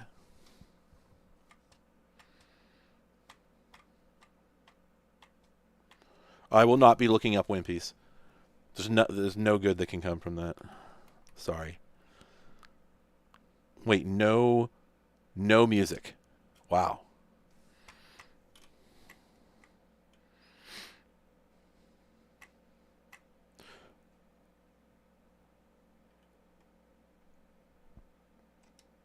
Surely it's got joystick support, right? Oh, this is not nearly as... I did not realize this was this low resolution. Kind of digging this music. Oh, I thought this was a single screen game. Okay. Yeah, I love Castlevania.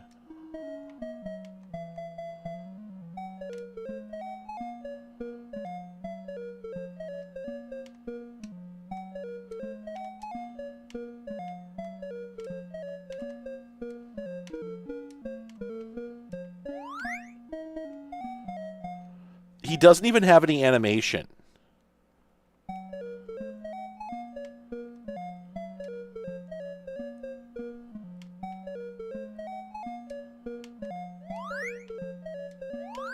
It's like a prototype.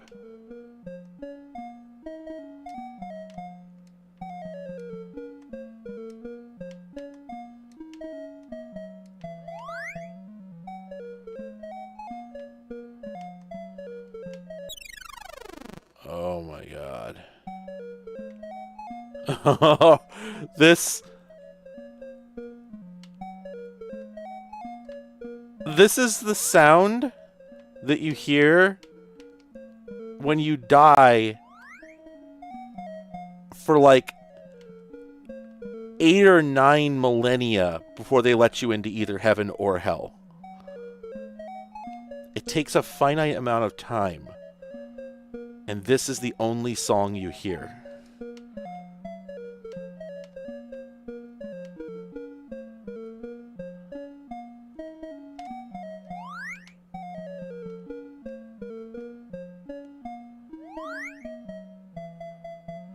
I thought I had strats for a second there because I thought I could just... I can't even... Yeah, correct. It's... This game is longer than you think, Dad. Oh, my God. The 60... To the best of my knowledge, the sound should be as SID accurate as possible. I don't believe this emulator has any special post-processing. So I assume that they just use the fake echo effects that you could achieve on the SID. Orpheus in the underworld. Orpheus is an explorer, and in his new quest, he's discovered a passage into the underworld of Hades. You know, when you're wandering around, you know, you're just opening doors and passage to Hades. I never jump to specific games because I don't want to get tied up in anything that's known. Yeah, that was some backrooms ass. Yeah, that's kind of the sort of thing I'm suggesting. Like, on stuff like the NES, you could get really convincing echo effects, but it was just by basically re-triggering the same sound on two channels and fading it back and forth. And yeah. I am going to do... Well, let me load up Orpheus in the Underworld. Oh, okay. Apparently it's actually a Pitfall clone. Oh, well. Well, okay, let's see how far they progressed all the same. Cracked by question marks? What about Unlimited Lives?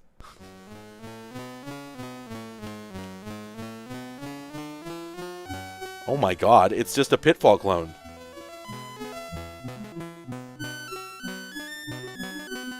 Whoa.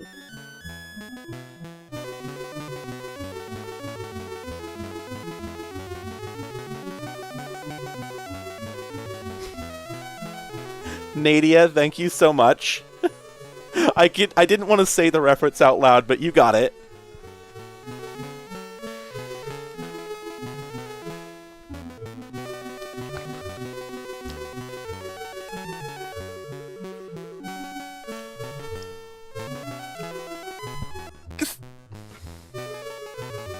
Oh. I thought it was over.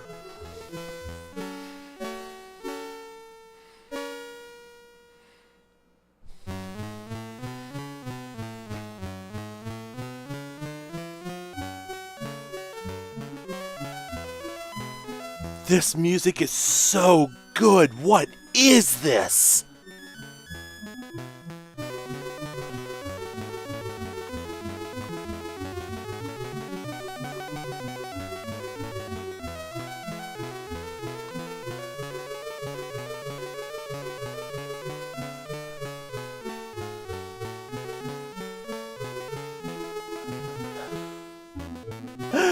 Up Late is the name of the Jerk City comic. God, that's the part that kills me. That part right there. It just sounds so drunk. Oh, that's so good. I don't know how to play the game. Oh, there we go. Oh, there is a game here.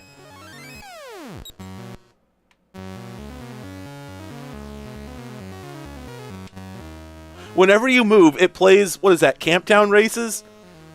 No.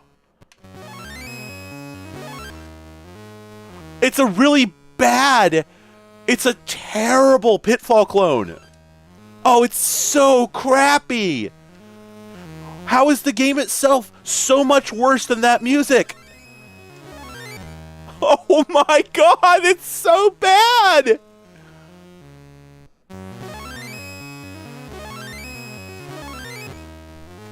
Can. There we go. Oh my god. Closed. Wow. Wow. That was so shitty. I gotta go to the YouTube and see if Orpheus in the Underworld Overture. Is this what I'm looking for? Oh. Wait.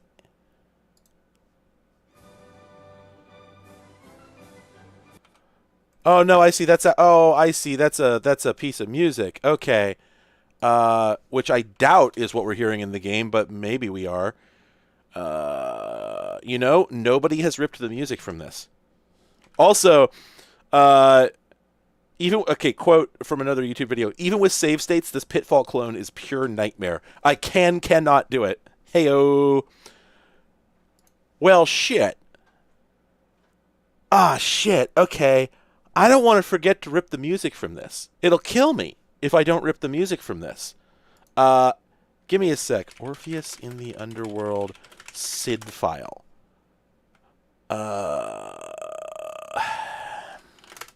Because I know there's, you can dump the music from a game to like a SID music file. What is the format? Right, yeah, let's not get it twisted here, okay? Most C64 games have better music than gameplay, but that was breathtaking. That was an amazing distinction. What the hell? Okay, so apparently this was released in 1984 by Sterling Software, but it was also resold to Alpha Omega, some budget label, who put it out separately. Gross. Oh, okay, all right. I thought the story was more interesting than it actually was. Damn it.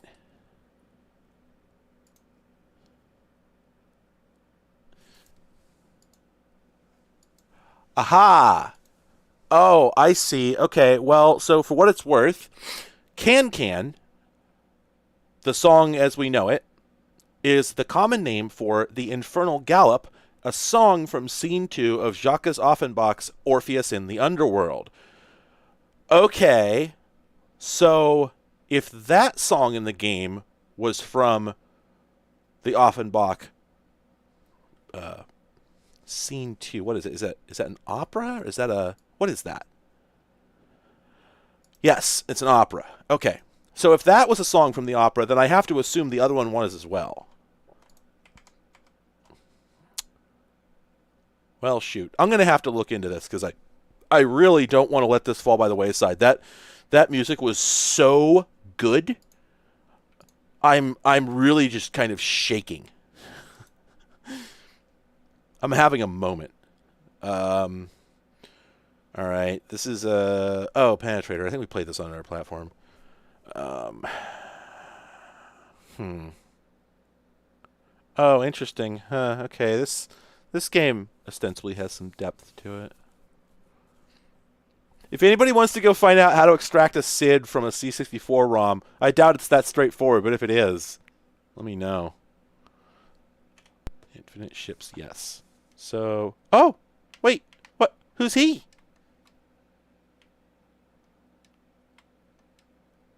Wait, oh, am I not? What? Am I playing?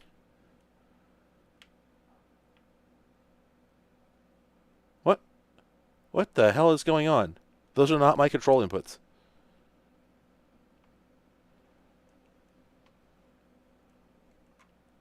If I touch nothing, this happens. This must not. I must not be playing right now. Let me try hitting run stop. No. What? Oh, press F1 to start. Oh, god damn it. We got some items here.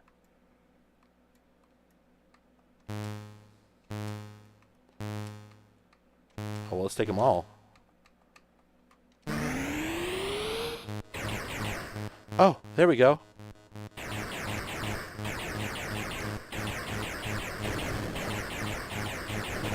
Oh, I see. Okay. Oh, so it's a jump shmup.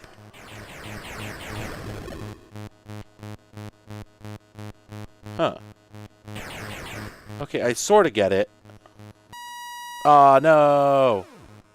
Oh, that sound effect's not very good. So, yeah, I sort of scuttle back and forth on the ground. I can shoot.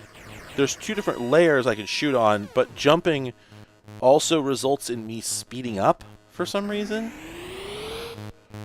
Are these items? Can we get these? Nope.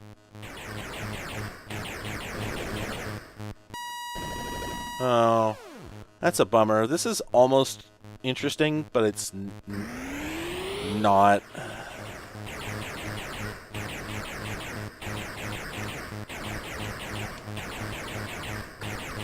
Oh, those. Oh, whoops. Okay, those are all in.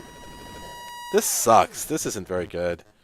That's a bummer because they had kind of an interesting idea going on there, but they did not execute it well. Pitfall. Polar Pierre. Oh, that sounds like a clone. Play our game or create your own. So it's got a map editor. Yep. I guess you probably had to write that out to a tape. Yeah, if the jumping didn't speed you up, that might have been tolerable. Maybe the keyboard controls were less smushed together, you know.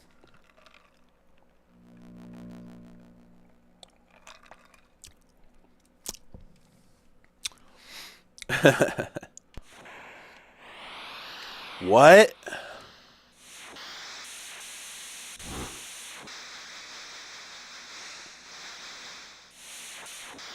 What?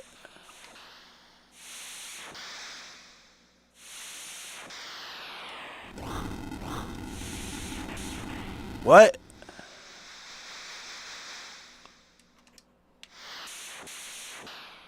What?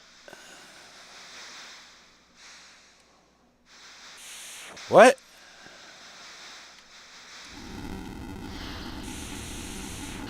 What? What?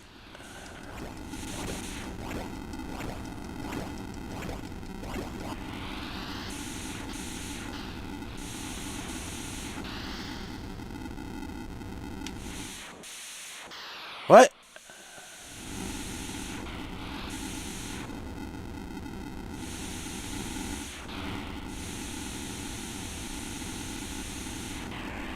What? What?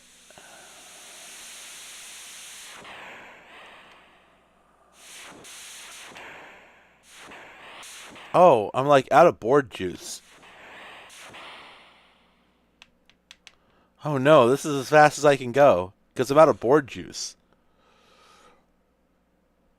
Okay, Dreamer, thank you for both of those answers. That saves me a lot of time.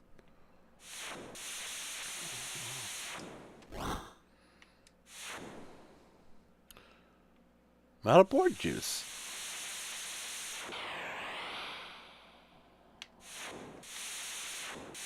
Oops.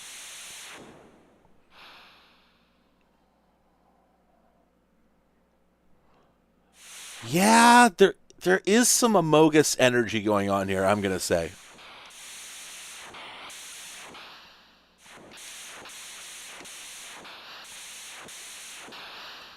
You got to do like this weird like quarter circle to get your guy to turn around on his board. It's really awkward. Oh wait, I've got more board juice. Where'd I get that? Oh, it's from the thing that I'm on. What? But I netted you. I netted him. You saw me net him.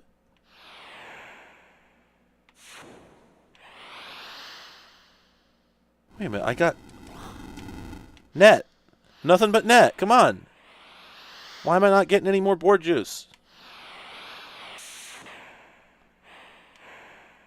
What am I doing wrong here? Where? Is it just really slow?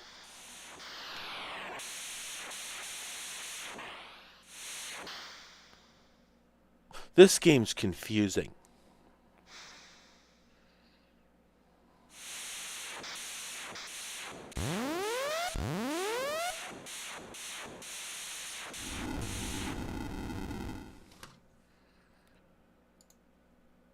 Wow. That's baffling. Oh, okay. I got damaged because I didn't take the ramps. I just slid off the tiers, and every time I did that, it broke my board some. Anyway, the goal is to descend level by level using ramps until you reach level 60. You have to collect enough psi energy and id energy by... Oh my god. Okay, wow, I never would have figured that out.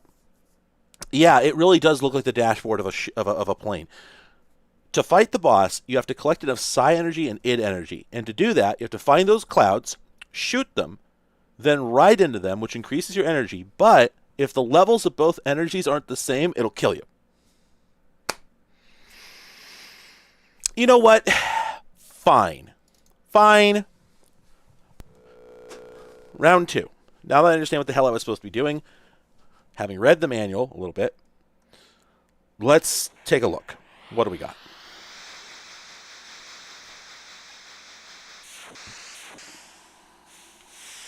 Oh.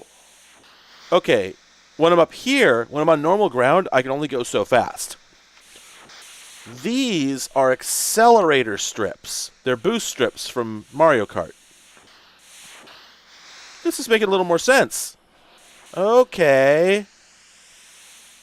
Whoa, so fast. Oh, what are those?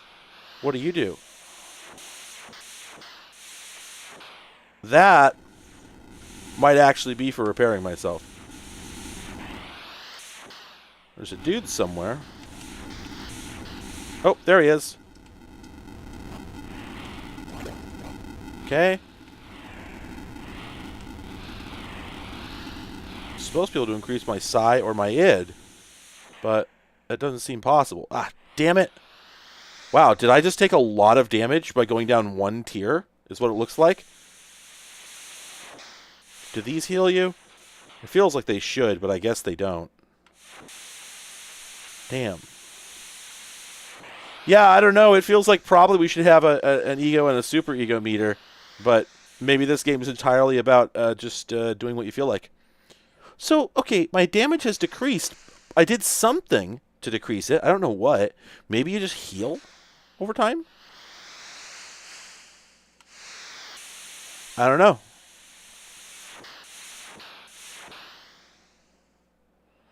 Well, these accelerator strips are all over the place, so... Okay, alright, good. I didn't think I could clear those, but it looks like I can. Kind of quiet and lonely. Wish there was some music.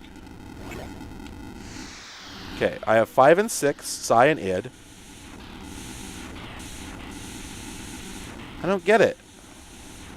I did everything you asked! Wah!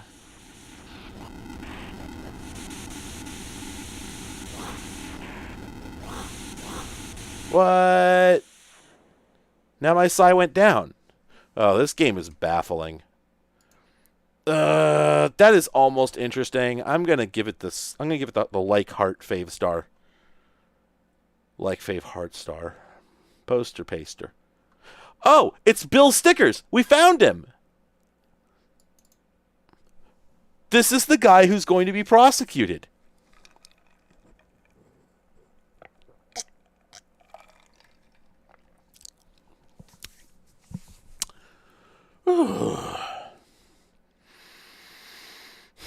Wow, game without a quick loader.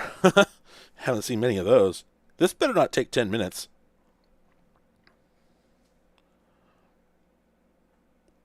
Okay, good. I was about to flex on it.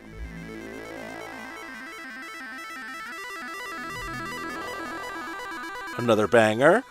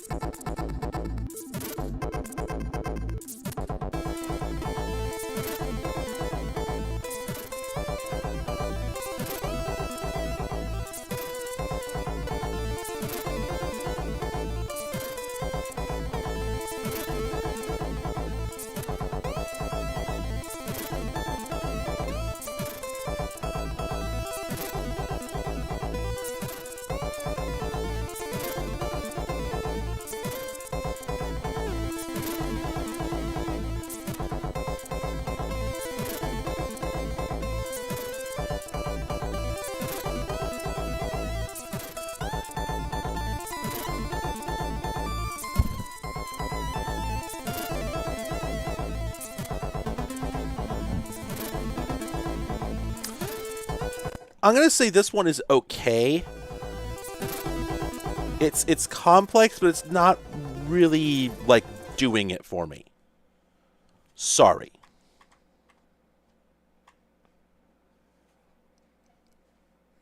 I mean, really? Because every single, like, hang on. I could swear, like,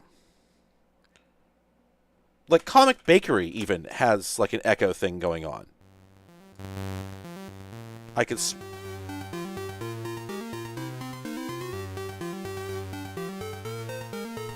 Hang on.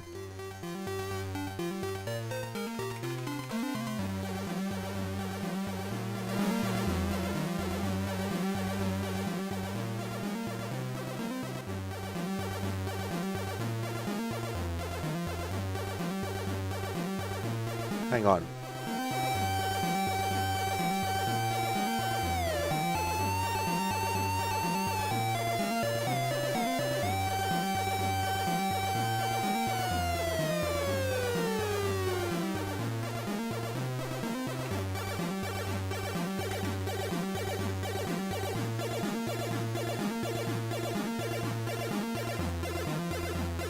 I'm listening to remind myself whether I really remember this correctly.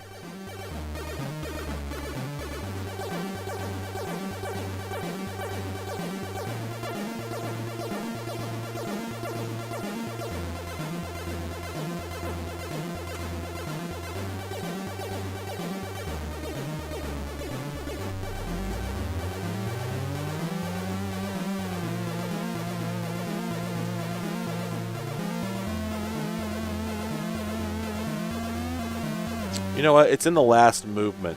Forgive me for jumping forward. Like that whole business right there.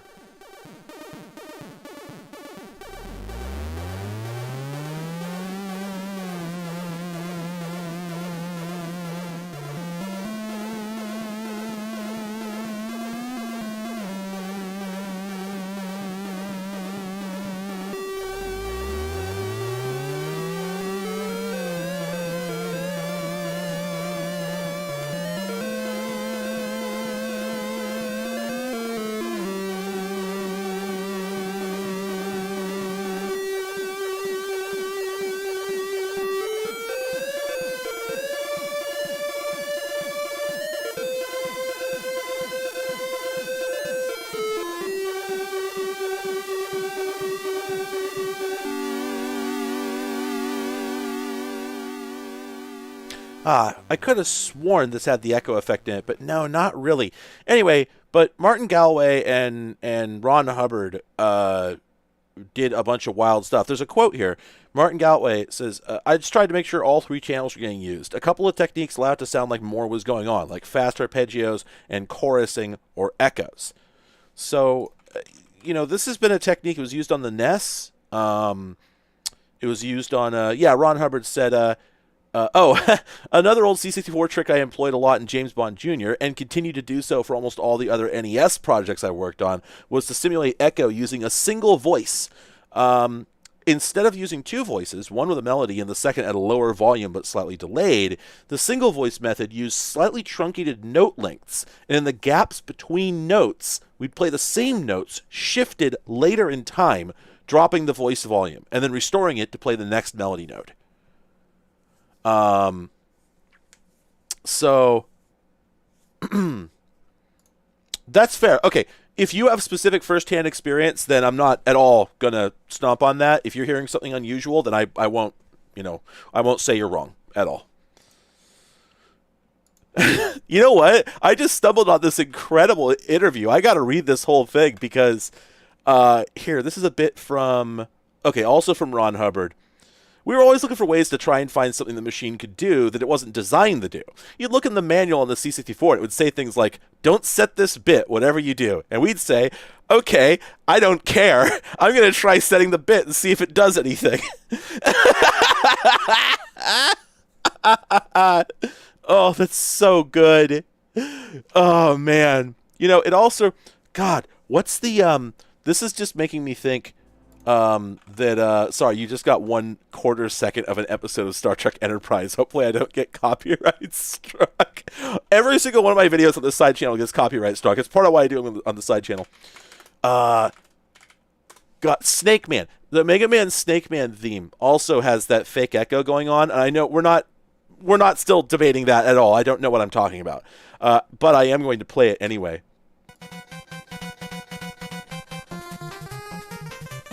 That. Yeah.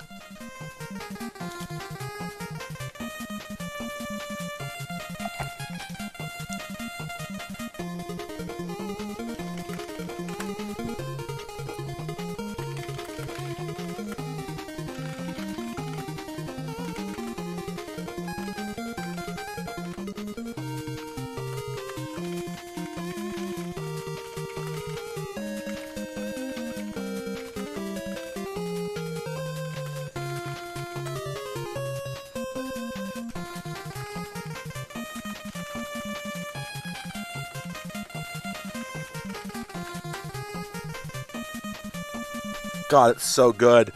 Oh, you're right. Yeah, DuckTales did have that going on. Not the moon theme, but the... What, the jungle? The Amazon? That's the remastered soundtrack.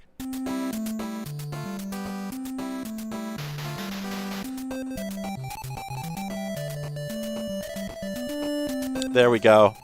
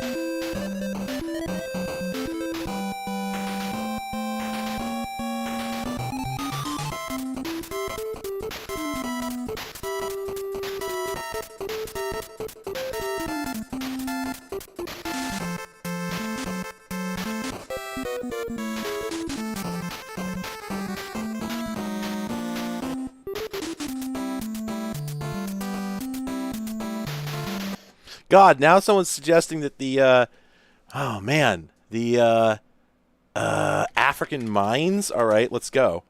Hold up. Yeah, we're just listening to DuckTales music now. Oh God, yeah, there it is. I've never heard this track. Oh, this goes. What?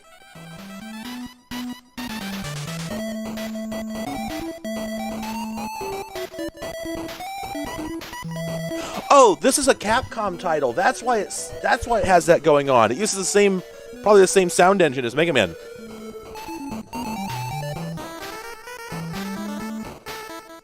Hang on a second. This is reminding me of something. Oh Lord, 1 second. Oh, oh shit. Oh, this is gonna. Is it a track from Mega Man 10?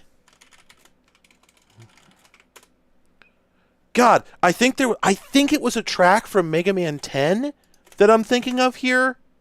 That here, let's see.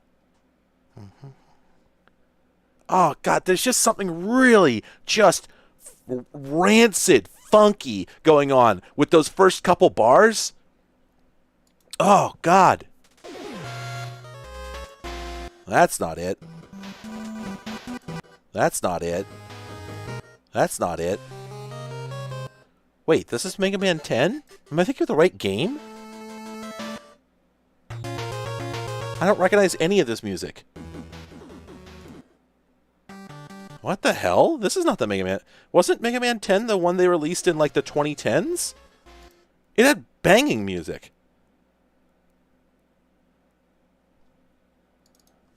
Hang on. Mega Man 9 was the one that came out in the 90s still, right? Oh. Oh, okay, that's what I was thinking of then. Hold the phone. Okay, that's the one that bangs.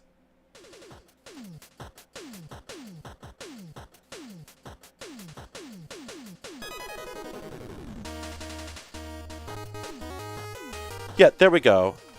Yeah, 2008. Yeah, okay, this had the energy. Okay, I'm just going to flip through this real quick. Oh, man, these all go so hard.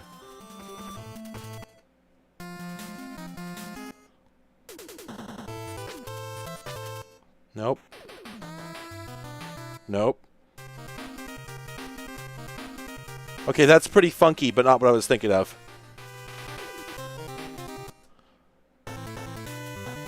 Nope. This was the wildest thing on the soundtrack, as I recall. I can't believe I found this shirt. I got this on eBay just out of the blue.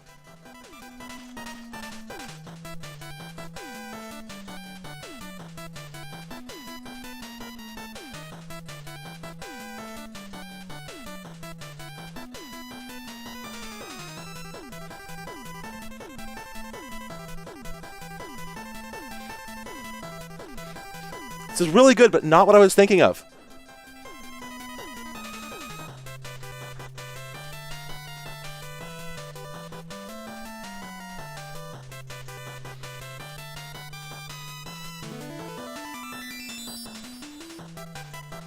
Okay, let me go back to this. I know what it was. I know what it was. I know what it was. Okay. Okay, I just placed it. Hang on, let me hear that one more time. Okay, okay, okay. Hold the phone. I know what it is now. It's extremely obscure. No one was ever going to guess it. It's an X68000 game that I was thinking of called Pit-a-Pat. Pit-a-Pat is what it was. Pit-a-Pat X68000. Is this even on?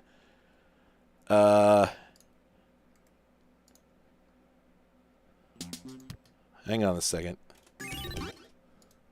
Yeah, I've got an X68000 music player here. Give me a hot second. Let me load this thing up. KB Med 309. Remember how to work this thing. Here we go. Here we go. Here we go. Here we go. Here we go. Here we go. Here we go.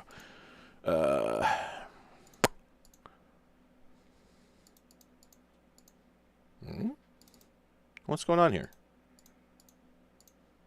There we go. Okay, yeah. So this is a music player that plays like native files from the X68000 platform. There's this game called Pit-a-Pat. It's not very good. I don't like it at all. But the music is like, it goes pretty hard. But there's one track on here in particular you got to hear. Not this one. Not this one.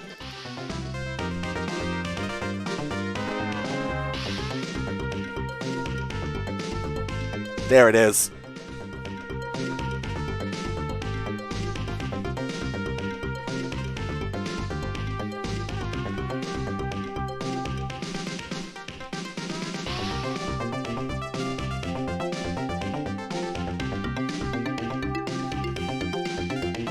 This game sucked for how good the soundtrack is.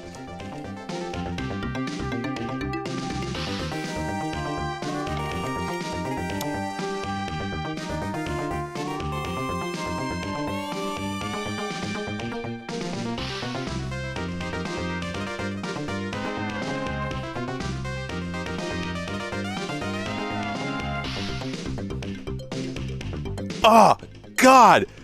Ah, that's just shit hot. God, it burns the skin. Nothing was this funky. It's like a jazz jackrabbit jam.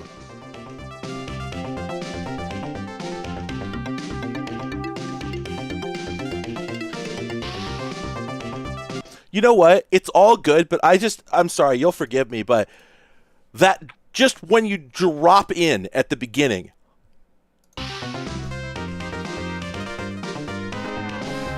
Oh, that's so good. Ooh, ooh, just I don't have enough adjectives. Holy shit! Let's play some X68000 games. Let's go. Ooh. What else am I doing right now? Nothing that matters. Commodore 60 goddamn 4. What am I using? XM6 plain? Yeah, probably. That seems like me.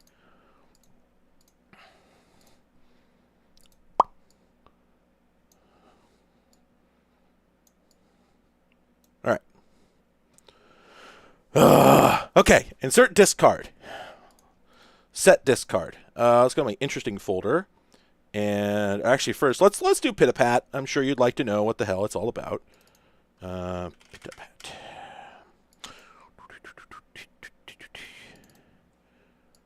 What it's all about. Man, that's just so funky. It's got no excuse. Who would do that?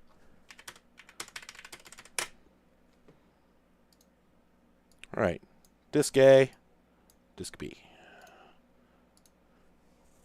Oh, it's a fill-in cafe game. I forgot about that.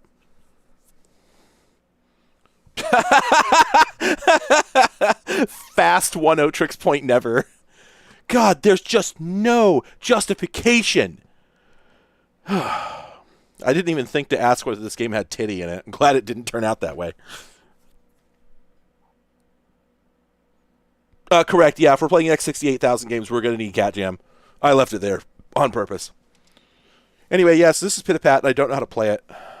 Excusable line. Oh, I guess I have it muted. Hold the phone.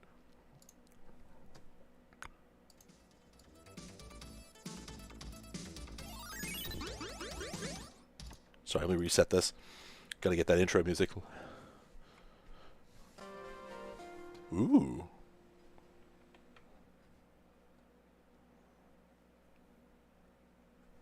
You know what? Let me check the settings in the program to see if I turn them down. Wave fader is down.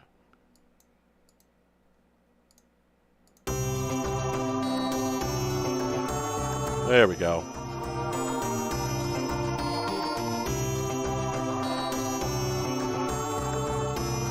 Incredible music.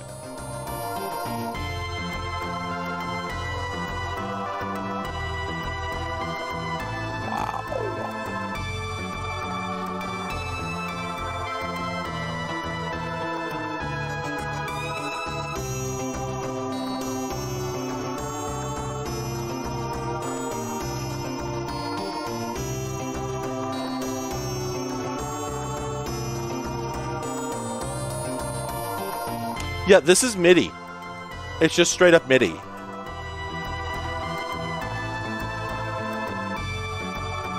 God, this OP is so good.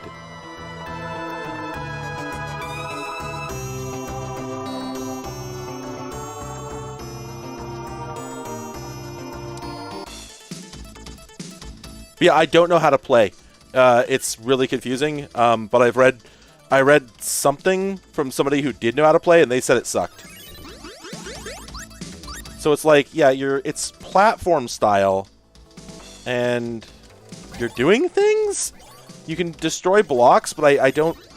You're supposed to do matches, but I don't really understand how. And, like, you can cause the drop to work differently. And I'm sure, like, if I could read the manual, it would make perfect sense. But, like, it just... For an X68000 game, it looks like crap. Like, why does it move so chunky? Oh, yeah, and I guess you can push stuff. Oh, is that Pat? Am I Pitta and that's Pat? Hello!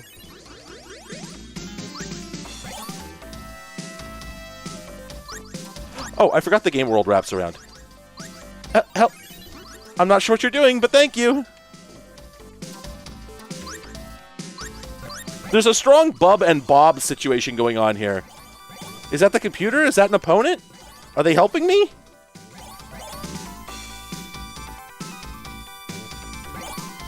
Yeah, the 12-hour 68K Jams compilation is where I found this game.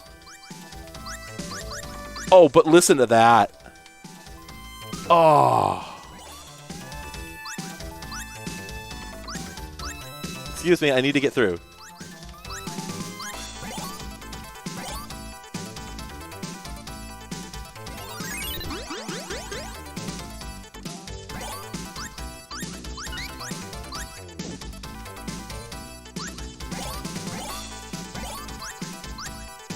I don't think any amount of Renshawing in Turbo would help. I don't know how this works. Oh. Wait, did I win?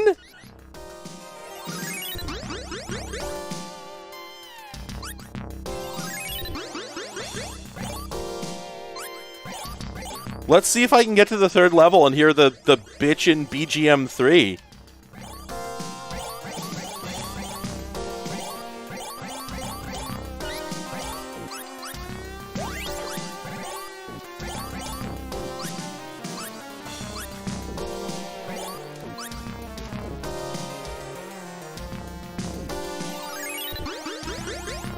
Okay.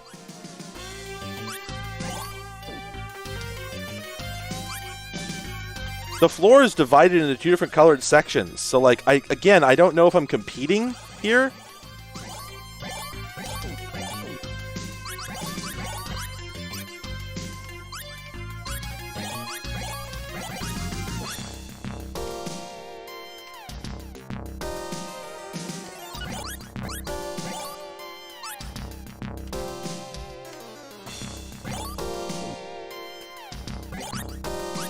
I'm almost figuring it out.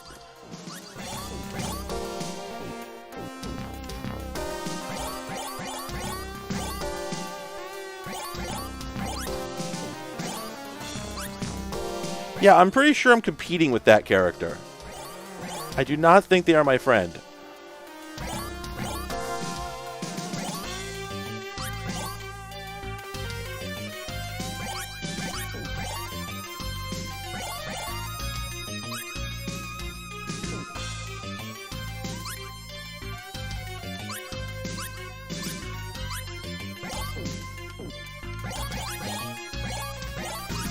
Let's just see what happens if I continue doing whatever the hell it is that I'm doing. Oh. Wait, they got owned? But why?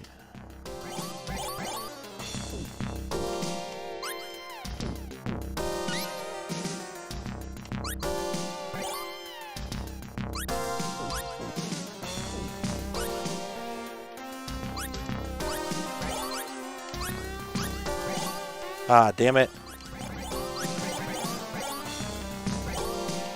My score doesn't go up when I delete these. The game is a mess, is what I'm saying.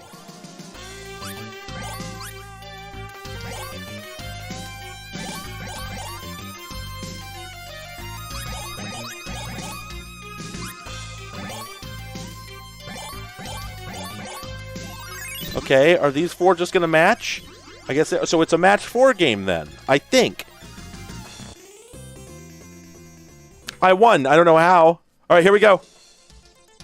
Oh, no. It's BGM 4 I wanted, not 3. We got to do another level.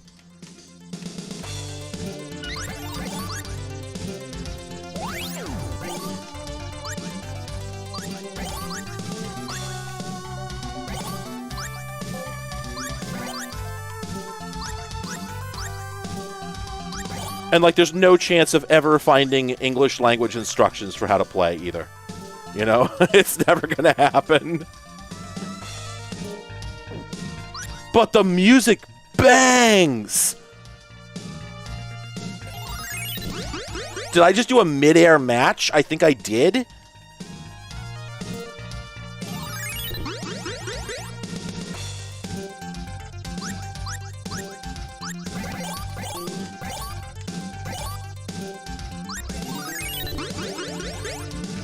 Oh, okay, fall down. Okay, so it seems to be a match 4 type game. Oh, I can just... And I think I'm attacking the other player right now, I suspect.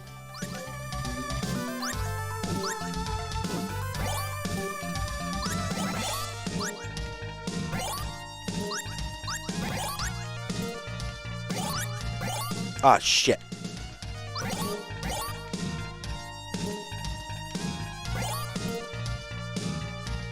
Okay, if I push this over here... Ah, crap.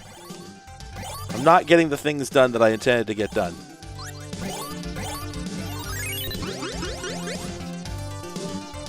Wah.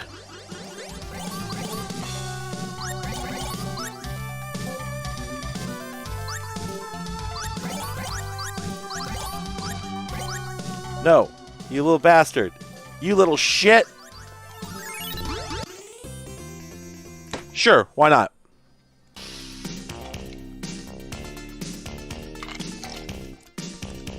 Oh no, what if I pick the wrong one and we don't get the good music? Alright, I don't have any more time for this. We didn't get the good music. The game looks amazing, but the way it plays is not incredible. Anyway, wait, this music kind of bangs, though. Hold up.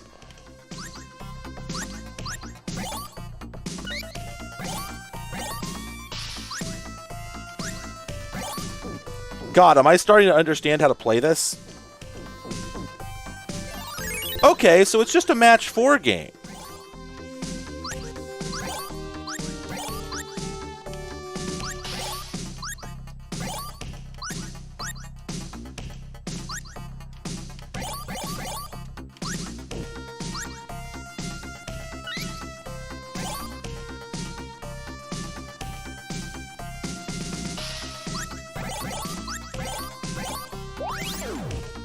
I think I got a bomb?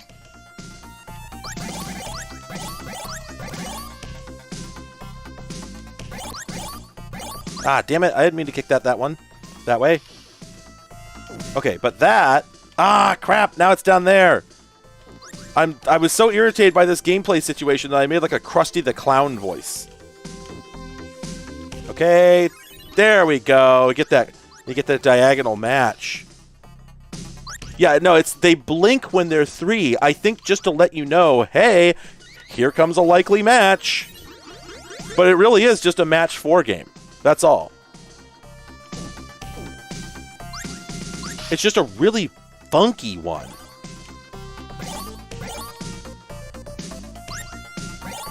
Like, you got so little control? Ah, I don't know. It's really strange. There's also the fact that, like, destroying blocks is a rapid-fire operation.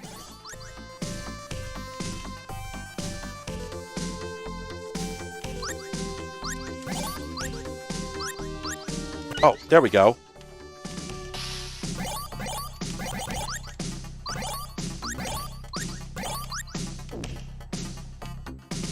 Oh, damn it. Oh, piss. This game's hard.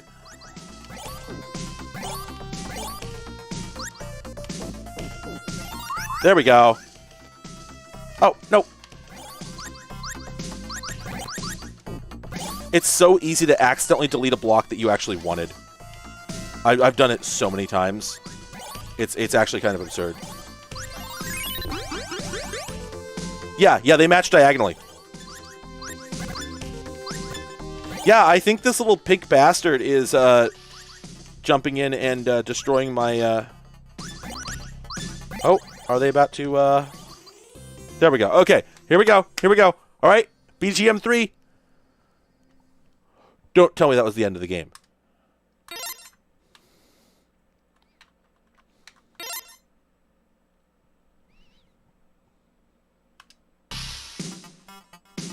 Did I lose? Oh, I game over? It didn't say round clear? But it filled up on... What? Yeah, okay, whatever.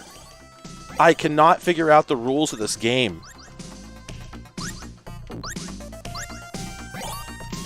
I mean, I realize it's because the left side filled up, but I thought I was in competition with that other creature, with the pink creature. And I guess I wasn't? I thought that was their side.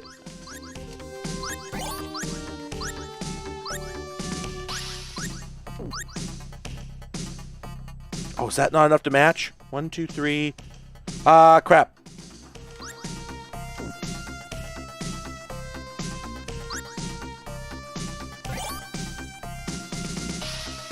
Ah, it's so close to matching. Wah. There.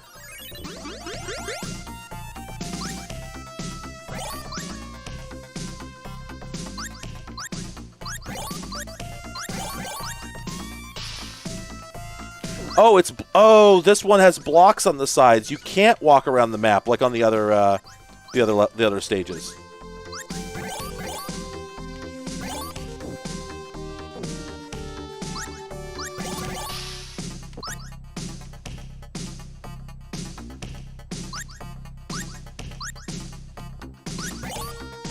I did it? I did it! I did it again! Oh, I almost did it! Crap. Boy, the number of, like, own goals in this game is really amazing. Yeah, see, now I'm trapped here. I could have gotten a 4-match, but instead, I owned myself.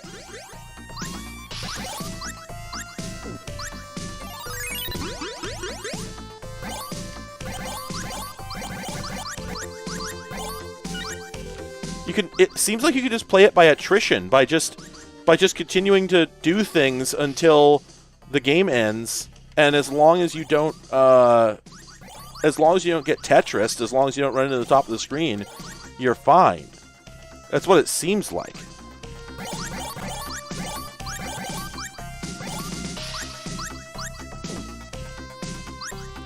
It almost feels like there's no point in even really trying to strategize. Either that or the strategy is just so complicated. Oh, there's a time limit? That's what that noise was! Oh. Okay, yeah, so that's that game. We're going to play another game. But first...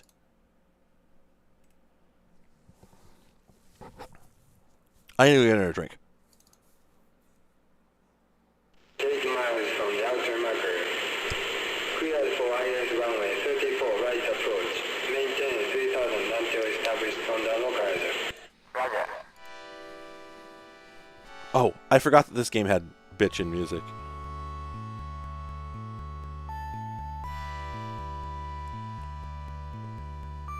Oh no, I've switched to the X68000.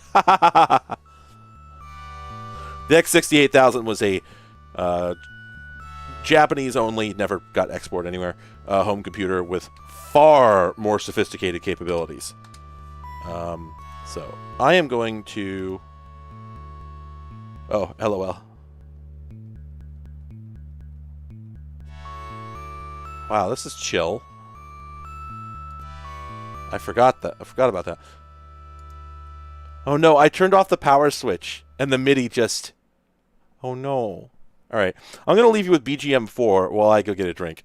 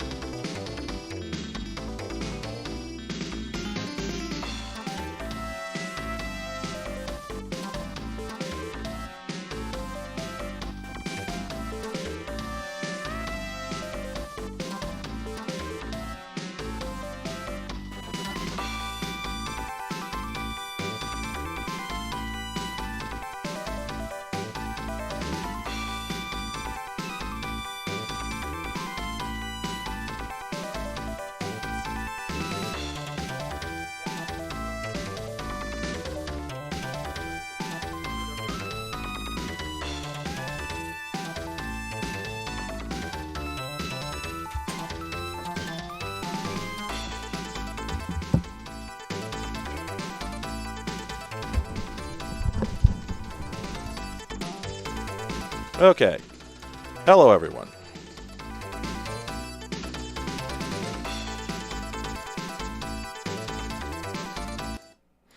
Ooh.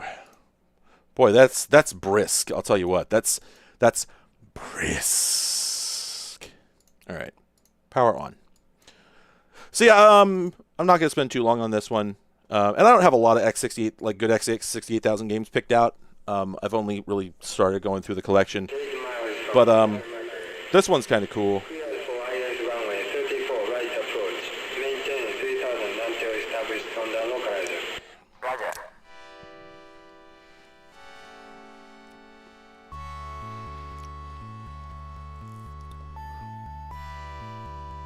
You know, I just noticed that the gradient in the word cockpit is flickering. Could that be a music viz? Well, I don't know. Anyway. Oh. So yeah, this is a flight sim. I don't really fully understand it, but I'll try my best.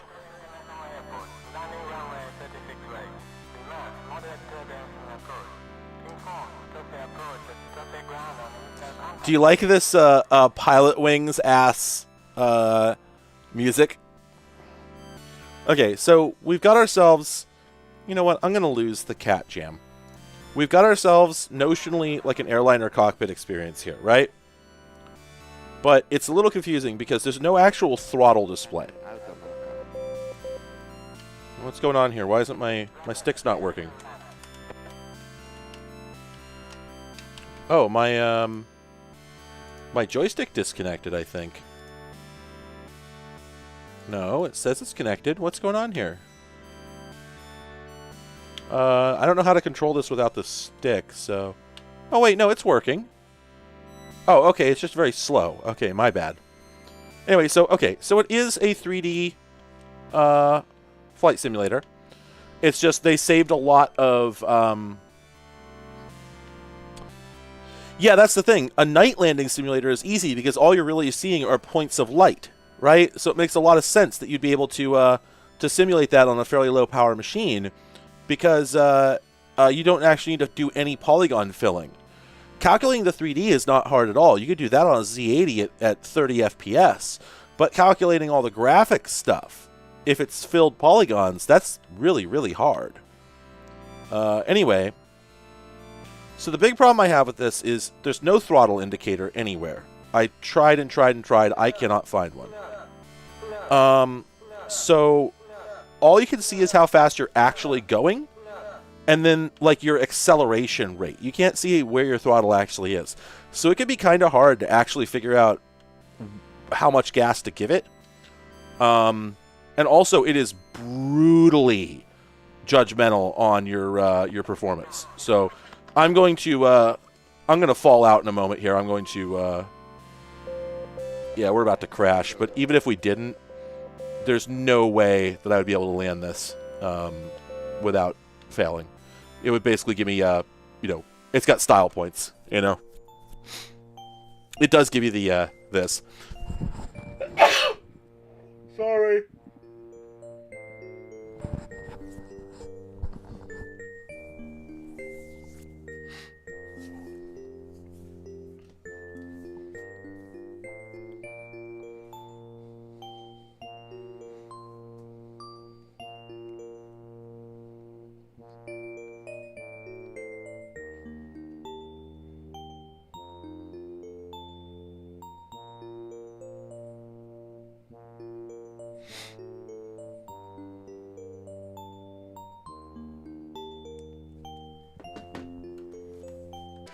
It's a beautiful game. It's actually running a little bit slower than I expected. I think maybe I had it on like a turbo CPU before. I don't know. But I'm gonna do one or two more runs. I don't really know. I don't know what the trick is other than get it right. I'd not be able to figure it out.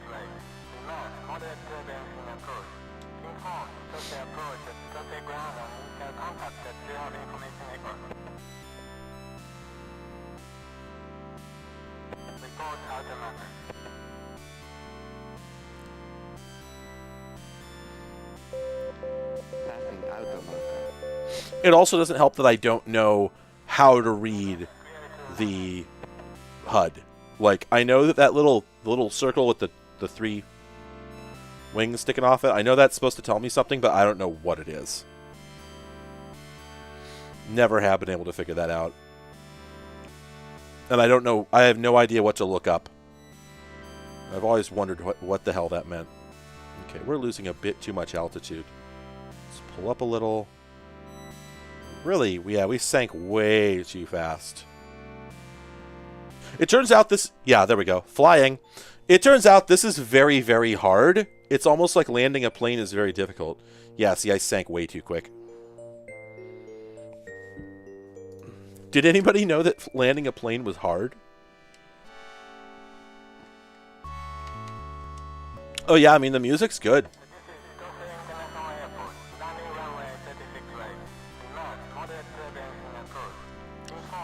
Don't sink. Don't sink. Terrain.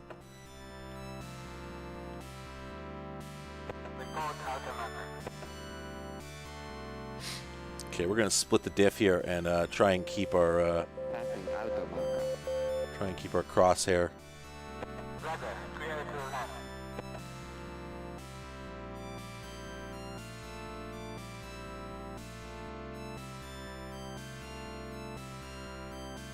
Okay, we are going too fast. I'm going to try and throttle down here. Hopefully that'll help. Okay, we're now losing a ton of altitude, but that's probably actually... no. I think we're sinking a bit too fast. Maybe not. No, I think that might be a bit too quick. Let's try and pull up a little bit here. The input and reaction are just so delayed. You know, I think this is a lot of what makes real flight training difficult, is that like what you do doesn't necessarily make a difference for some time. So you really have to know what it is you're doing and why, because you can't really just react. Okay, we're losing too much air, too much altitude, and we really have too much airspeed still. Okay, we're throttled down. We are losing speed, but we're losing too much altitude. I need to give a little more. Yeah, this won't work. We came in way under the glide slope, I'll tell you that much. There we go. Gain a little bit of altitude there, okay, and then cut it. Alright, throttle down. In theory, it should be possible to land from here, but I don't think it's very likely.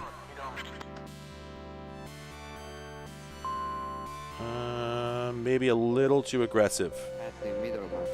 Okay. Ah!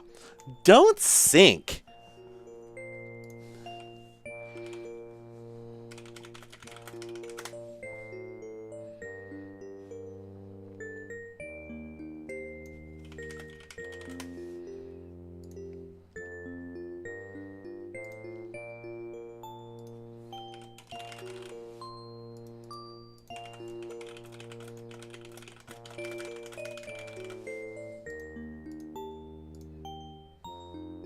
Pull up. Pull up. Don't sink. Terrain.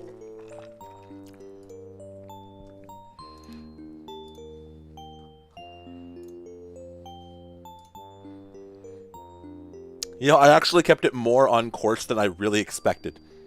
Now that I see.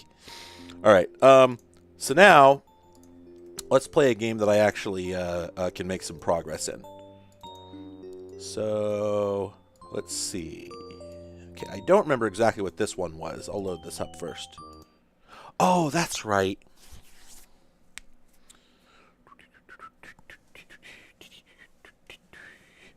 So this is Shojin something. He's setting extend RAM. Oh, ejected disk one. So this, I think this is either... I don't think this is an arcade port. It looks like it should be an arcade port, but I don't think it actually is. And it's kind of a clone of, what is it? Alien Breed? I don't remember.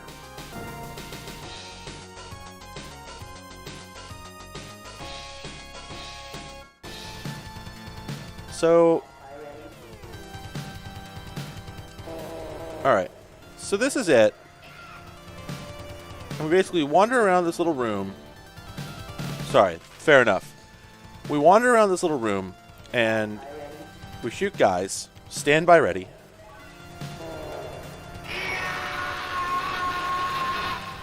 Nice fight. We've got a shield, also. Lasts for a few seconds. Gotta love that raster effect. That's real good. Now, you may have noticed the first few levels are completely effortless. Like, you really don't need to put in any work at all. And there's no real threat. You cannot... It would be very, very hard to die at this point. So we're already 4 levels in. And I think we might finally get a new enemy type now. Maybe?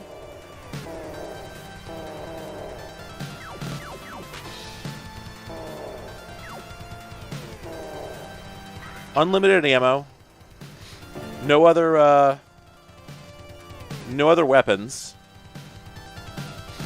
Unfortunately, there doesn't seem to be a way to lock your angle, which is a kind of a problem. Like,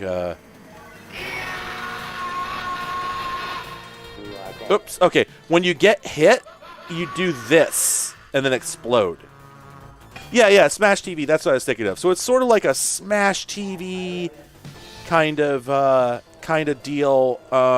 It feels like you're in an arena, you know, rather than any sort of diegetically meaningful context. But you'll notice that, like, I died kind of for no reason. Just, like, I just sort of walked into the guy because I'm not trying very hard. I don't think I've ever died on that level before. I just, you know, wanted to show you what that was like.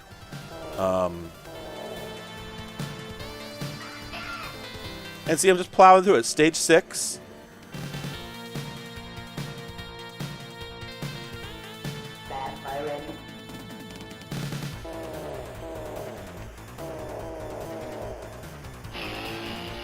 Oh, extend. These guys turn, they start glowing when they're charging up a shot. So it takes them a very long time to make a shot.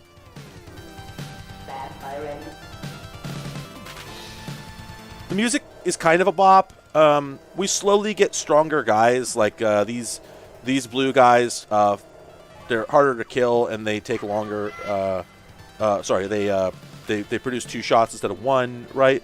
So nothing really all that remarkable. And you're sort of playing this and going like, why do I have a shield? Like, what shield against what? They don't hurt you when you walk into them, so you could literally just do this. Like, you'd have to be pretty careless to die at this part of the game. Like, this is slower than... Oh, there we go. Yeah, I picked up an N. Just kills everything. Nuke, I guess. Anyway, time for level 10. Oh, that's right. There's an ass on this level. I forgot. Okay, good luck. This guy will kill your ass.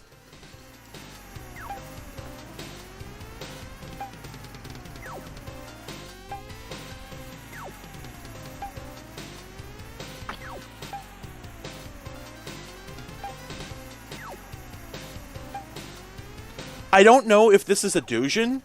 Like, it kind of feels like it should be. I don't think it is.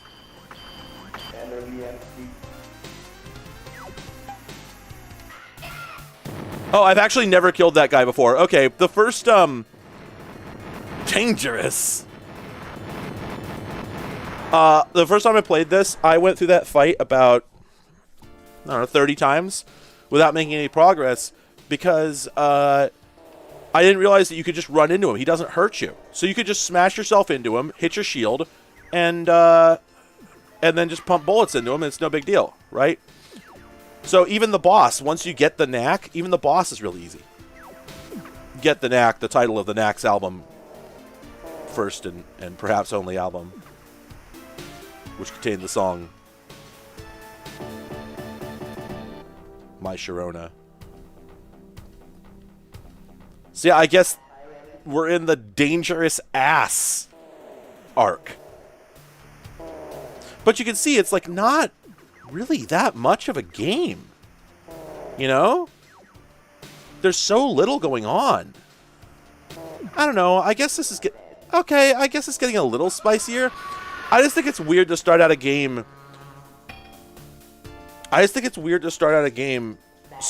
And just have it be so easy and uninteresting for so long. It really takes 10 rounds before you do anything that's even remotely difficult. Okay, now this, however, this is actually kind of an interesting title. This is called Marble Magic, and I think this is an X68000 exclusive. I don't think it's ported from anywhere. But I could be wrong, though.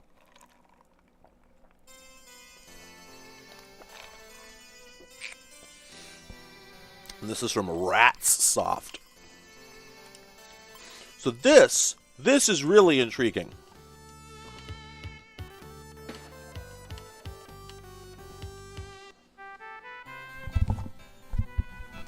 Start out with like an Adventures of Lolo style intro. Rats are soft. Have you ever touched one? Squeeze.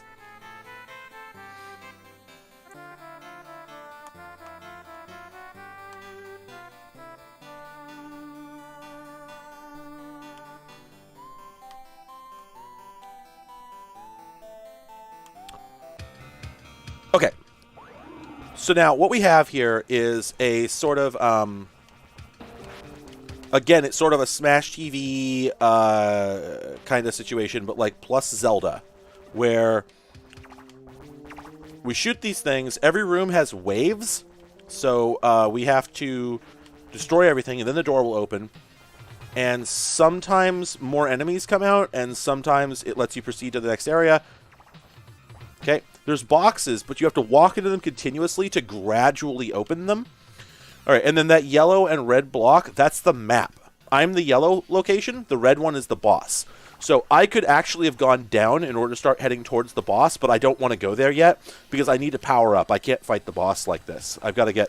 It's like a shmup. We've got to pick up... we have to pick up gun upgrades and whatnot. And in fact, when you get hit... you lose life, but you also lose weapon upgrades. So it's highly advisable to not get hit. Anyway, the boxes take time to open exactly for the reason you just saw, so that you can't just grab one in the middle of a fight without taking a risk. But usually, if there is a box at the beginning of a fight, that was a, by the way, that was a health upgrade.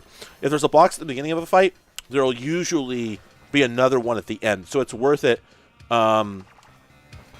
Oh, okay, so that's an enemy spawner, so obviously you want to kill those as quickly as possible. Ah, shit. And you know, there's different types of enemy. They all have different motion characteristics. You know, they all do different things, right? So the orbs bounce off the walls, and the bats fly randomly. So, you know, there's different enemy classes. Ah, shit, I'm getting my ass handed to me. And it can actually be worth it if everything is giving you a little bit of breathing room. It can be worth it to try and grab a box in the middle of a fight.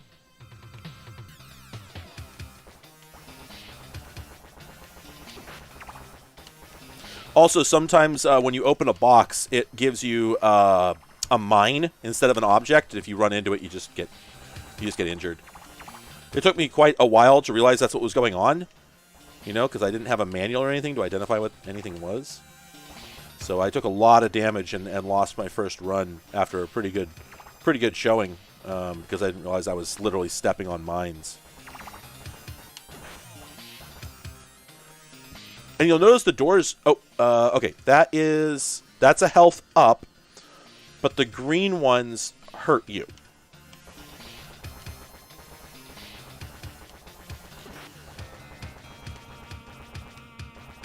Yeah, so that right there, that gray thing, that's a mine. You can't do anything about it. You just have to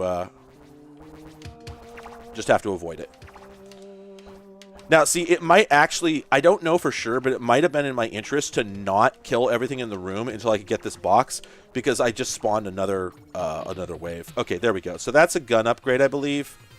But I think it just increases my power without changing how it's shaped.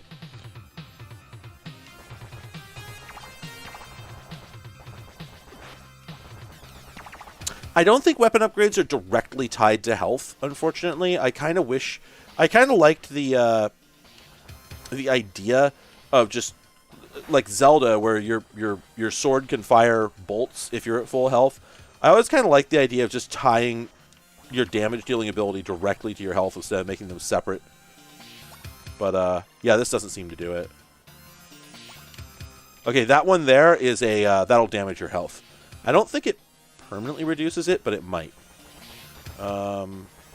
Oh, that's right, and it loops around. So, if you go, you'll know, the map is 4x4, so if I'm at the bottom and I go down, then I end up back at the top.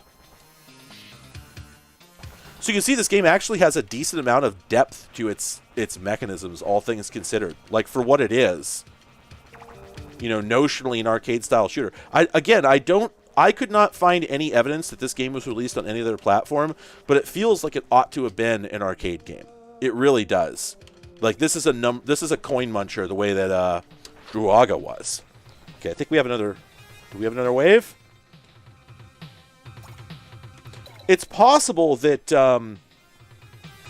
if you get a treasure chest, that it means the fight is over and you won't have another wave. I have not paid close enough attention to know if that's true. Oh, shit. Oh, okay. Whew. I took damage, but I didn't lose my double bullet. I probably lost the shot power-up instead.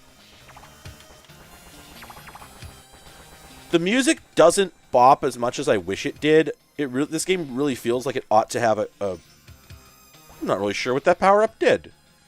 This game feels like it should have like a really hard bop soundtrack, but what can you do, you know? Oh, wait. And see, now that we've cleared out a bunch of these rooms, it's almost like a Zelda. Like, you could just sort of pass freely from room to room, which is kind of wild for an arcade-style game, right? Isn't that fascinating? Oops. Okay, so we got a green one. Fortunately, it doesn't, like, walk forward instantly when the box opens. You have a grace... I think that straight up kills you. I can't be sure, but I think it straight up kills you. But yeah, you get a grace period, so you don't have the, you know, the silly, like, you're stressed out, you're panicking, you open the box and die in the same frame because you didn't think to let off it, you know, one millisecond early, right? Hey, cool, I got full heal. And a health up. Awesome.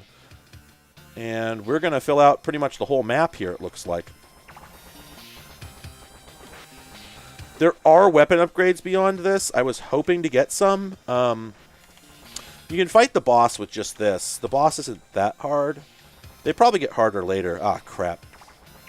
I guess that's a downside to opening the treasure box before the end of the fight, even if you can do it, is that if it's a power down, now you're going to have to avoid it. Ah, there we go. Okay, cool. Got myself a bullet upgrade. Now I just have to not lose it. Easier said than done. This game absolutely goes on my ambitious list. Like, what they did here is kind of unprecedented. I mean, yeah, like to someone's point, sorry, I don't remember who said it, but it's kind of like a Binding of Isaac predecessor. I haven't played that game, but I've seen it, and people seem very impressed by it. And there's just so much depth.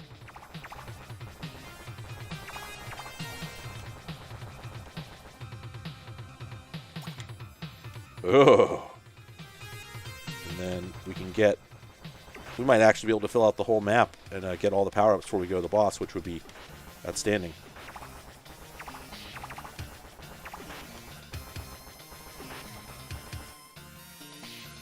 This is a difficult situation. Oh, okay. I'm not sure what I just picked up. Okay, there's a mine. Okay, and I just got some sort of spell. Awesome.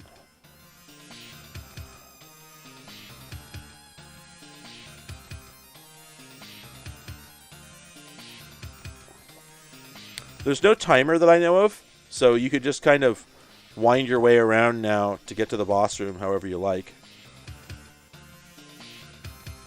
Can't quite remember how I do that. Oh, right. We go to the upper right. I remember now.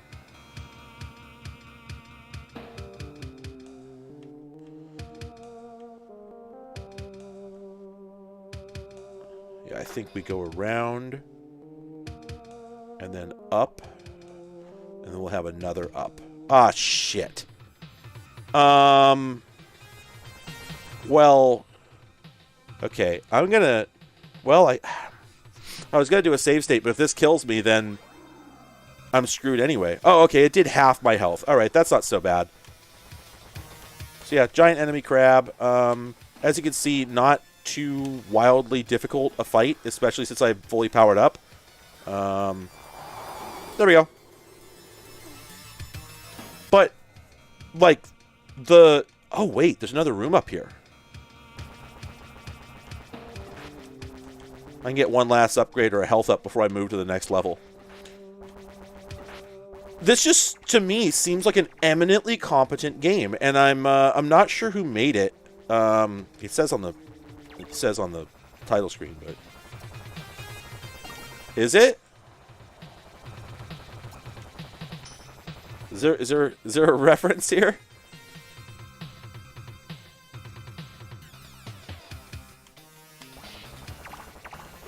Oh, cool. Excellent. I got a rapid fire power up. Nice.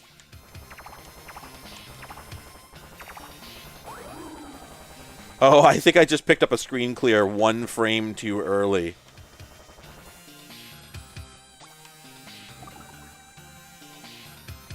This is great. I'm doing a lot better than the first time around. And I guess now that we're on level 2, there's new monster types, because that was like a gold spawner instead of a silver one. Ooh, even faster. Oh, giant enemy crab. Giant enemy crab. Yeah, this has like that shmup energy where, because I got fully powered up, oh, that's probably a room pause. Oh, it is. Because I got fully powered up, I'm now just unstoppable. But wouldn't it suck if I got hit?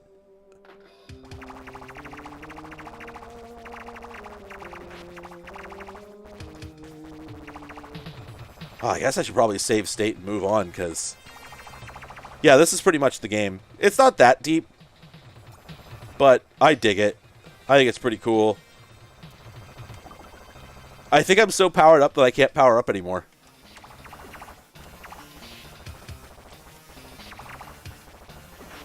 The Gradius effect, I'll agree. Oh, I just realized that I've been streaming for 3 of God's own hours, which is generally my cutoff time. And since I don't have any more X68000 games, I'm probably going to call it good in a minute.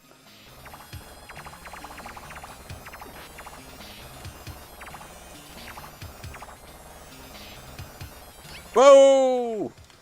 Well, fortunately, I didn't lose that much my power-up stack.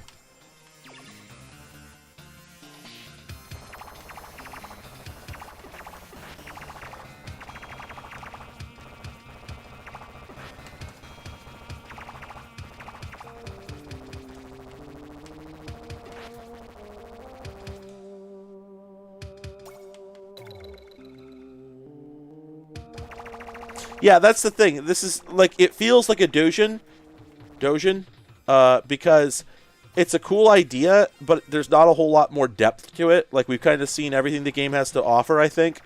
I'm sure the next boss will be, you know, they'll have some new mechanic or whatever, but, you know, we've gotten all the power-ups. We've literally powered up as much as we can in the entire game, as far as I know. Yeah, here, let's just go straight to the boss. There's not really any point in going to the other rooms. And yeah, okay, so it's the exact same boss. We've just put a couple ads in the room. Which is like, whatever. There you go. Does it kill the ads? Yep, kills the ads. Yeah. It needs a little more spice, but it is a really cool concept. It's sort of a... oh, wait, final floor. Wait, I can finish the game? Well, I guess we better finish the game then. The idea of making like an arcade Zelda shmup is a pretty cool one, and I'm all for it.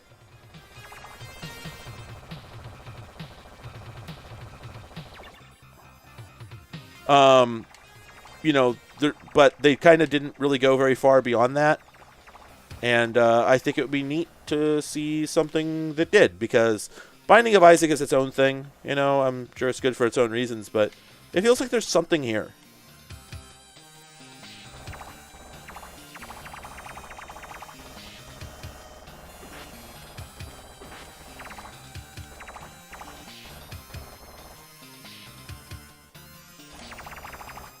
Yeah, I mean, that's usually what I do. On the other hand, oh,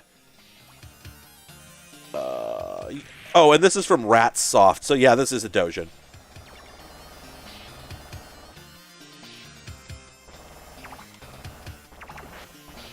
Oh, okay. So I didn't realize this, but level stage 2 or 3, I guess, introduces moving enemy spawners. So like, yeah, okay, that's new. It's not that new, but it's something, you know. Caco, or a pain elemental, essentially. Wow, that thing was remarkably tedious.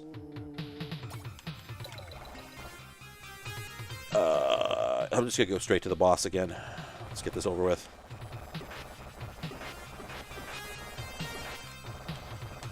You know, this room has a lot of guys in it. Now that I look at it.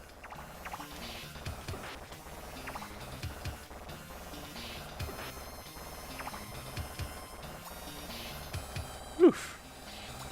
The green mush.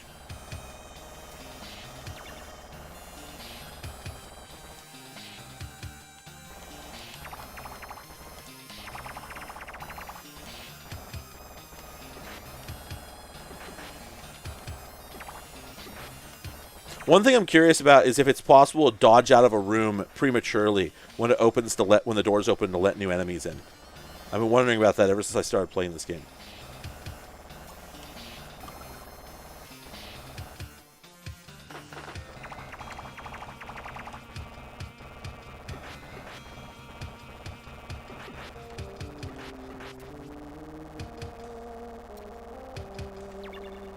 Oh, I got some sort of new item? Oh, it's a shield. That probably won't last very long. And in fact, I think it already wore off.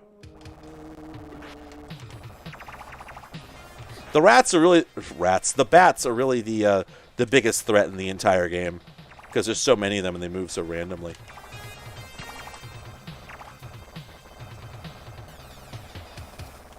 The music, unfortunately, just has this kind of tension to it.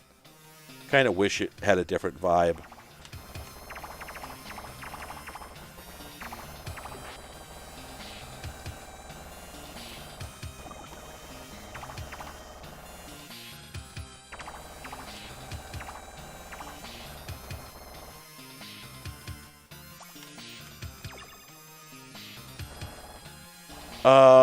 I'm pretty sure the maps are randomized.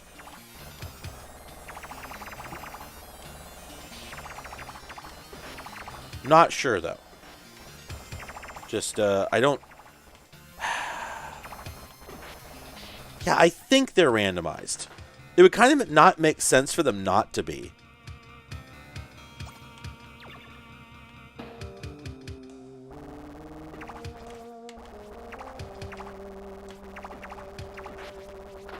I mean, except they would have to write a generator that was guaranteed to produce valid map layouts, but that's not that hard.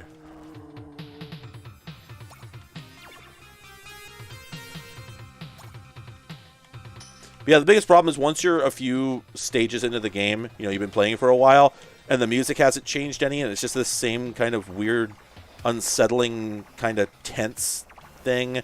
I think it really starts to drag. And it's a bummer because I think with different changing music and styles, like tile sets, I think it would probably be a more engaging title. But then, yeah, it probably is a doujin. Which, for anybody who doesn't know, doujin is basically Japanese for indie, functionally. So some bedroom project.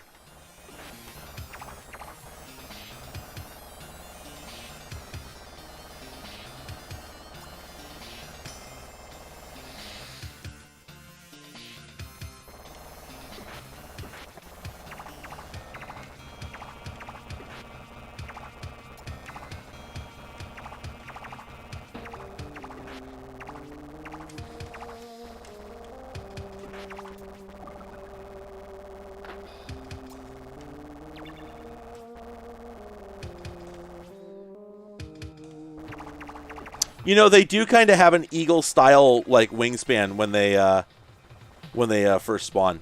I have to admit.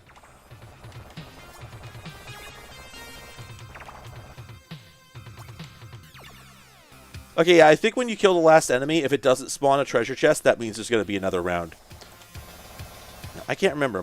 Is this fight more difficult in any way, or is it just basically the same thing? I think it's basically just the same thing, just with a few more ads. Yeah, it doesn't seem any harder. And I think the longevity of the game is entirely through now play it on the next character. Yep, there we go.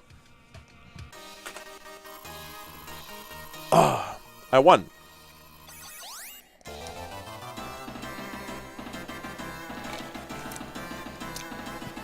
Yeah, Ragdoll? Is it similar?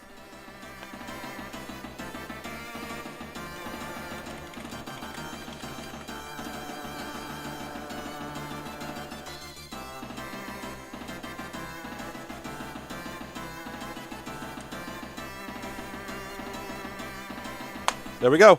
100% of the game on stream. Haven't done that in a while, if I'm honest.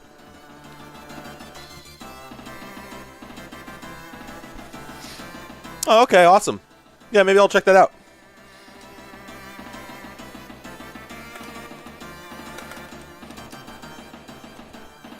Ah, there we go. And there it is. Marble magic. Anyway, okay. Well, that was a fun stream, everyone. Thanks for coming. Made my my Sunday better. That's right. Sunday is a day of the week. And finished a game. Found some other interesting games. Discovered a song in the DuckTales soundtrack I didn't know about. So that's all good. And I hope you all have a good Sunday and a decent week. Merry Christmas. Also, those jams were so hot.